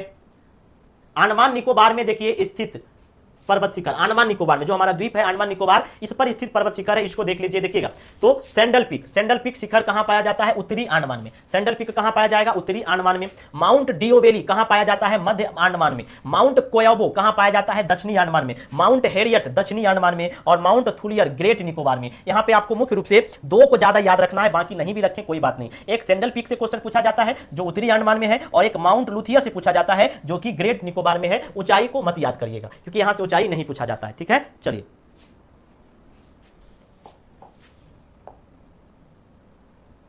भारत के प्रमुख दर्रे, तो भारत के प्रमुख दर्रे को देखेंगे। देखिएगा दर्रा क्या होता है? तो पर्वतों के आर पार करके विस्तृत सकरे और प्राकृतिक मार्ग जिससे होकर पर्वतों को आर पार किया जा सकता है, दर्रा कहलाता है। यानी कि पर्वत, अगर दो पर्वत है मान लिया जाए, दो पर्वत है, इसके बीच कुछ ऐसा मार्ग है जो कि बहुत सकरा है, कंजेस्टेड है, लेकिन इससे पर्वतों को आर पार किया जा सकता है, यही दर्रा कहलाता है, ठीक है। अब भारत के प्रमुख दर्रे देखेंगे, ये आप मैप में देख सकते हैं, काफी विशाल मैप है ये, है ना। काकोरा दर्रा, नीति दर्रा, ये सब आप देख सकते हैं मैप में। हम लोग सीधे दर्रे पे ही आते हैं। आइए देखिएगा, सबसे पहले देखेंगे काराकोरम दर्रा, ठीक है। काराकोरम दर्रा, काराकोरम दर्रा कहां पाया जाता है? तो ये जम्मू कश्मीर राज्य के लद्दाख के क्षेत्र में पाया जाता है। काराकोरम दर्रा कहां पाया जाता है? लद्दाख में पाया जाता है। यह भारत का सबसे ऊंचा दर्रा है, यहां से चीन जाने वाली सड़क भी बनाई जा रही है। तो भारत का सबसे ऊंचा दर्रा कौन सा है, जल्दी से बताइएगा। भारत का सबसे ऊंचा दर्रा कौन सा है? काराकोरम दर्रा है, और यह लद्दाख में स्थित है। दूसरा है जोजिला दर्रा, यह दर्रा जम्मू कश्मीर राज्य के जसकर श्रेणी में स्थित है, याद रखिएगा। काराकोरम भी लद्दाख में स्थित है और जोजिला दर्रा जम्मू कश्मीर में स्थित है, याद रखिएगा। एक ट्रिक हम बता देते हैं, काजो पी बू बा, काजू पीपूबा, याद रखिएगा। का से काराकोरम, जो से जोजिला, पी से पीर पंजाल, बो से बनिहाल दर्रा, ये सभी कश्मीर में स्थित है। देखिएगा जोजिला दर्रा कहां है? तो ये भी जम्मू कश्मीर के जास्कर श्रेणी में स्थित है, और ये भी आई है दोस्तों। कई बार क्वेश्चन पूछा जाता है कि श्रीनगर से लेह जाने का मार्ग कहां से गुजरता है? श्रीनगर से लेह जाने का मार्ग कहां से गुजरता है? जोजिला दर्रा से गुजरता है। श्रीनगर से लेह जो हम लोग जाते हैं वो कहां जाता है? जोजिला दर्रा से जाता है। उसके बाद बुर्जिल दर्रा है जो श्रीनगर को गिलगिट से जोड़ता है। पीर पंजाल दर्रा है, यह दर्रा जम्मू कश्मीर के राज्य के दक्षिण पश्चिम में स्थित है। इसी दर्रा पर अभी आपको मालूम होगा अटल टनल भी बनाया जा रहा है ना। चलिए, तो काराकोरम लद्दाख में, पीर पंजाल जम्मू कश्मीर में, है ना। जोजिला दर्रा जम्मू कश्मीर में जो श्रीनगर से लेह जाने का रास्ता को जोड़ता है। फिर बनिहाल दर्रा, देखिएगा बनिहाल दर्रा भी जम्मू कश्मीर में है, और यह दर्रा जो है, बनिहाल दर्रा जो है, वह जम्मू से श्रीनगर जाने का मार्ग है, याद रखिएगा। जम्मू से श्रीनगर जाने का मार्ग कौन है? बनिहाल दर्रा है। और जवाहर सुरंग भी इसी दर्रे में पाया जाता है। जवाहर सुरंग कहां पाया जाता है? तो ये जवाहर सुरंग बनिहाल दर्रा में पाया जाता है। उसके बाद शिपकिला दर्रा, शिपकिला दर्रा हिमाचल प्रदेश में स्थित है। शिपकिला दर्रा कहां स्थित है? हिमाचल प्रदेश में स्थित है, और ये हिमाचल प्रदेश के जास्कर श्रेणी में स्थित है। शिपकिला दर्रा हिमाचल प्रदेश में स्थित है। रोहतांग दर्रा भी हिमाचल प्रदेश में स्थित है। बारालाचा भी हिमाचल प्रदेश में स्थित है। तो शिपकिला, रोहतांग और बारालाचा हिमाचल प्रदेश। काराकोरम दर्रा लद्दाख में। जोजिला दर्रा कहां पे? जम्मू कश्मीर में। पीर पंजाल दर्रा कहां पे? जम्मू कश्मीर में। बनिहाल दर्रा कहां पे? जम्मू कश्मीर में। और शिपकिला, बारालाचा और रोहतांग दर्रा हिमाचल प्रदेश में। माना दर्रा कहां है? उत्तराखंड में। माना नीति उत्तराखंड में। माना दर्रा, नीति दर्रा उत्तराखंड में। नाथुला दर्रा कहां है? सिक्किम में है, और ये दार्जिलिंग चुंबी घाटी से होकर तिब्बत जाने का एक मार्ग है, याद रखिएगा। तिब्बत जाने का एक मार्ग दर्रा कौन सा है? नाथुला दर्रा। तिब्बत अगर आपको जाना है तो किस दर्रे से होकर जाइएगा?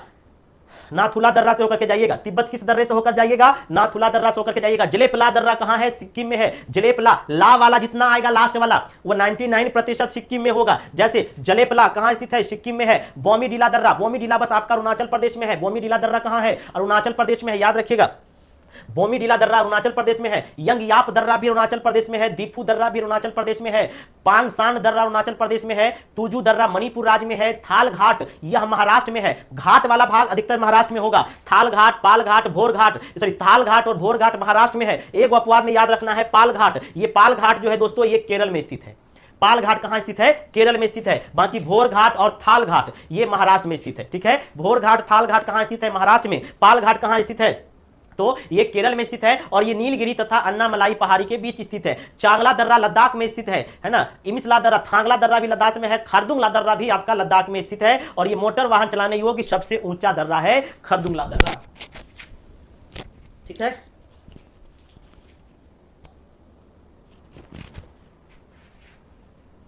चलिए अब देखिए हमने संक्षिप्त विवरण लिख दिया। अभी तक तो आपको यहां से ऊपर जा रहा होगा, यहां पे आप सबको आसानी से याद करेंगे। देखिएगा आसानी कैसे याद करेंगे? तो काराकोरम, जोजिला, चांगला, खुर्दुगला, काराकोरम, जोजिला, चांगला, खुर्दुगला ये सभी के सभी लद्दाख में स्थित है। हमने अलग से एक पार्ट बना दिया। ये सभी के सभी कहां स्थित है? लद्दाख में स्थित है।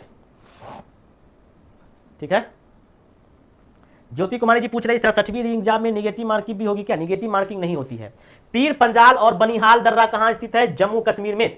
पीर पंजाल और बनिहाल दर्रा जम्मू कश्मीर में स्थित है। जल्दी से बताइए पीर पंजाल और बनिहाल दर्रा कहां स्थित है? अब देखिए हिमाचल प्रदेश में कौन कौन है, तो सीपी किला दर्रा, रोहतांग दर्रा, बारालाचा और यांची। सीपी किला दर्रा, रोहतांग दर्रा, बारालाचा ये हिमाचल प्रदेश में स्थित है। सीपी किला दर्रा, रोहतांग दर्रा, बारालाचा हिमाचल प्रदेश में स्थित है। ठीक है, चलिए उसके बाद देखिएगा उत्तराखंड में कौन है, तो हमने क्या कहा, माना नीति। माना नीति और लिपू लेक उत्तराखंड में है, बाकी इतना इंपॉर्टेंट नहीं है, ये तीन याद रखिएगा। माना दर्रा, नीति दर्रा, लिपू लेक दर्रा कहां स्थित है? उत्तराखंड में स्थित है। माना दर्रा, नीति दर्रा और लिपू लेक दर्रा कहां स्थित है? उत्तराखंड में स्थित है। सिक्किम में नाथुला और जलेपला, सिक्किम में नाथुला और जलेपला दर्रा स्थित है। सिक्किम में कौन सा दर्रा स्थित है? नाथुला और जलेपला स्थित है। अरुणाचल प्रदेश में देखिएगा कौन सा है, सेला, बोमडीला और यांग, ये नहीं याद रखना है, दीपू याद रखिएगा। सबसे ज्यादा बोमीडीला से पूछा जाता है कि बोमीडीला दर्रा किस प्रदेश किस राज्य में स्थित है, जल्दी से बताइएगा। बोमीडीला दर्रा किस राज्य में स्थित है, जल्दी से बताइएगा। बोमीडीला दर्रा किस राज्य से स्थित है? तो ये आपका अरुणाचल प्रदेश में स्थित है। दीपू दर्रा अरुणाचल प्रदेश में स्थित है। ठीक है, सेला दर्रा अरुणाचल प्रदेश में स्थित है। भोर घाट और थाल घाट, भोर घाट और थाल घाट महाराष्ट्र में स्थित है। मैं याद भी करवा दे रहा हूं इसलिए कि आपको याद हो जाए, पढ़ा करके निकलने से बढ़िया कि आपको याद करवा दिया जाए। भोर घाट और थाल घाट कहां स्थित है? महाराष्ट्र में स्थित है। पाल घाट कहां स्थित है? केरल में स्थित है। ठीक है, चलिए पाल घाट कहां स्थित है? केरल में स्थित है। पाल घाट केरल में स्थित है। चलिए अब छोड़ दिया जाए क्या, बाकी का क्लास कल के क्लास में करेंगे, जैसा आप लोग कहिए, आप लोग जैसा कहिए वैसा किया जाएगा। छोड़ दिया जाए या कंटिन्यू किया जाए, बताइए। जो भी लाइव देख रहे हैं पीडीएफ के लिए मैसेज करिएगा, हड़बड़ाइएगा नहीं, समय जैसे ही हमको मिलेगा भेज देंगे 7909014952। ठीक है, 68 68वीं बीपीएससी का बहुत जल्द न्यू बैच स्टार्ट हो रहा है। पीटी के बाद 1 अक्टूबर से 68वीं बीपीएससी का बैच प्रारंभ किया जाएगा, बहुत ही कम फी में। तो अगर आप लोग जुड़ना चाहते हैं तो हमारे इस नंबर पे जुड़ने का प्रयास करिएगा। ठीक है, चलिए क्लियर है। चलिए हाफ आवर मोड सब लोग डिमांड कर रहे हैं, हाफ आवर मोड।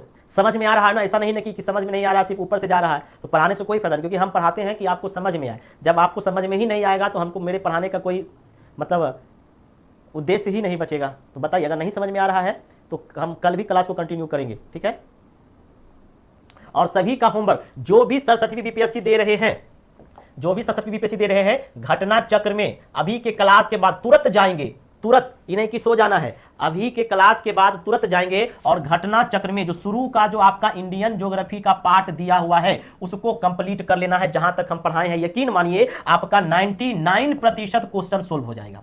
99% मैं दावे के साथ कह सकता हूं, 99% क्वेश्चन आप बना करके आएंगे। और अगर बन जाए तो एक छोटा सा मैसेज व्हाट्सएप पे हमें थैंक्स जरूर कर दीजिएगा। 99% अगर बढ़िया से क्लास शुरू से किए होंगे तो थोड़ा बहुत भी अगर आपको याद होगा तो विकल्प से ही आप 99% सवाल हल कर लेंगे। और लगभग घटना चक्र का आज 50% आपका क्वेश्चन समाप्त हो गया है। इंडियन ज्योग्राफी का 50% की बात कर रहे हैं, 50% आपका खत्म हो गया है इंडियन ज्योग्राफी का। आप चाहें तो घटना चक्र में जाकर के क्वेश्चन करके देखिएगा, उसके बाद हमें मैसेज करिएगा कि हाँ सर क्वेश्चन बन रहा है या नहीं बन रहा है। अब एक आंख दो, अगर 100 में 2-4 क्वेश्चन नहीं बन रहा तो उसके लिए टेंशन नहीं लेना है। मैक्सिमम क्वेश्चन आपको टॉपिक वाइज जो हम बताए हैं वो क्वेश्चन आपके बनेंगे, अगर आपको क्लास ये कंटिन्यू देखे होंगे तो। ठीक है, तो बाकी जो भी है उसको भी हम कंप्लीट करवाएंगे। क्लियर है, चलिए बिल्कुल पीडीएफ भेज देंगे, नंबर नोट कर लीजिएगा, पीडीएफ भेज देंगे। ठीक है, चलिए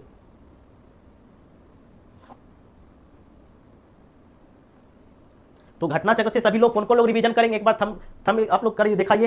घटना चक्र से अभी जाने के बाद खाना पीना खा लिए होंगे तो अच्छी बात है, नहीं खाए हम भी नहीं खाए, भूखे ही खा रहे हैं। तो अगर नहीं खाए हैं तो खाना पीना खा करके 5-10 मिनट टहल करके 2 बजे 3 बजे रात तक पढ़ना है। सोना जगना सोना मना है एकदम, आंखों से नींद उड़ जानी चाहिए। पढ़ाई के प्रति इतनी दीवानगी होनी चाहिए कि आंखों से नींद उड़ जानी चाहिए। दोस्तों सभी लोग जा करके घटना चक्र का रिवीजन करेंगे आज रात में, और जब तक नहीं होगा, जब तक हम जितना टॉपिक कंप्लीट करवाए हैं सभी लोग प्रॉमिस करिए कि जब तक नहीं कंप्लीट होगा आप लेटेंगे नहीं, चेयर पर से उठेंगे नहीं, एकदम कंप्लीट करिएगा। और अगर कंप्लीट कर लिए तो 3 बजे 4 बजे जितना बजे भी कंप्लीट करिएगा, आप हमें मैसेज पर व्हाट्सएप पर थैंक्स लिखिएगा, हम भी जगह रहेंगे आपके इंतजार में, उसी समय आपको रिप्लाई भी हम करेंगे। तो सही है, चलिएगा, बहुत बढ़िया। सारिका जी, कंचन वाला जी, बहुत बढ़िया, सब लोग रिवीजन करिएगा अभी ही। ठीक है, चलिए बिल्कुल कंप्लीट करके आइएगा, एकदम निश्चित है कंप्लीट जब तक नहीं कंप्लीट करिएगा, पढ़ने से सिर्फ रिजल्ट नहीं होगा। एक टीचर का काम सिर्फ आ करके बोर्ड पर पढ़ा करके चल जाना, हम उसको सही नहीं मानते हैं। हमारा ये मानना है कि आपको पढ़ाने के साथ साथ आपको सही गाइडलाइंस भी दे कि आपको क्या करना चाहिए, कैसे करना चाहिए, कैसे क्वेश्चंस बनाना चाहिए। ठीक है, चलिए। नींद कहाँ, चैन कहाँ, सब गायब है। बिल्कुल सब गायब है ना, बिल्कुल। मुझे नींद ना आए, मुझे चैन ना आए, है ना, कोई जाए जरा ढूंढ के लाए। क्लियर है, चलिए।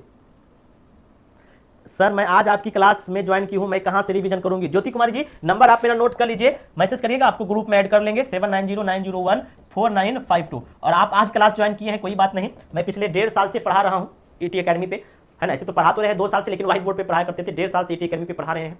बहुत सारा हमारा लेक्चर ऐसा है जिसे देख करके आपका दिल दिमाग दोनों खुश हो जाएगा। काफी कुछ लेक्चर पढ़ा हुआ भी हमारा, तो आप देख सकते हैं टॉपिक वाइज। क्लियर है, चलिए।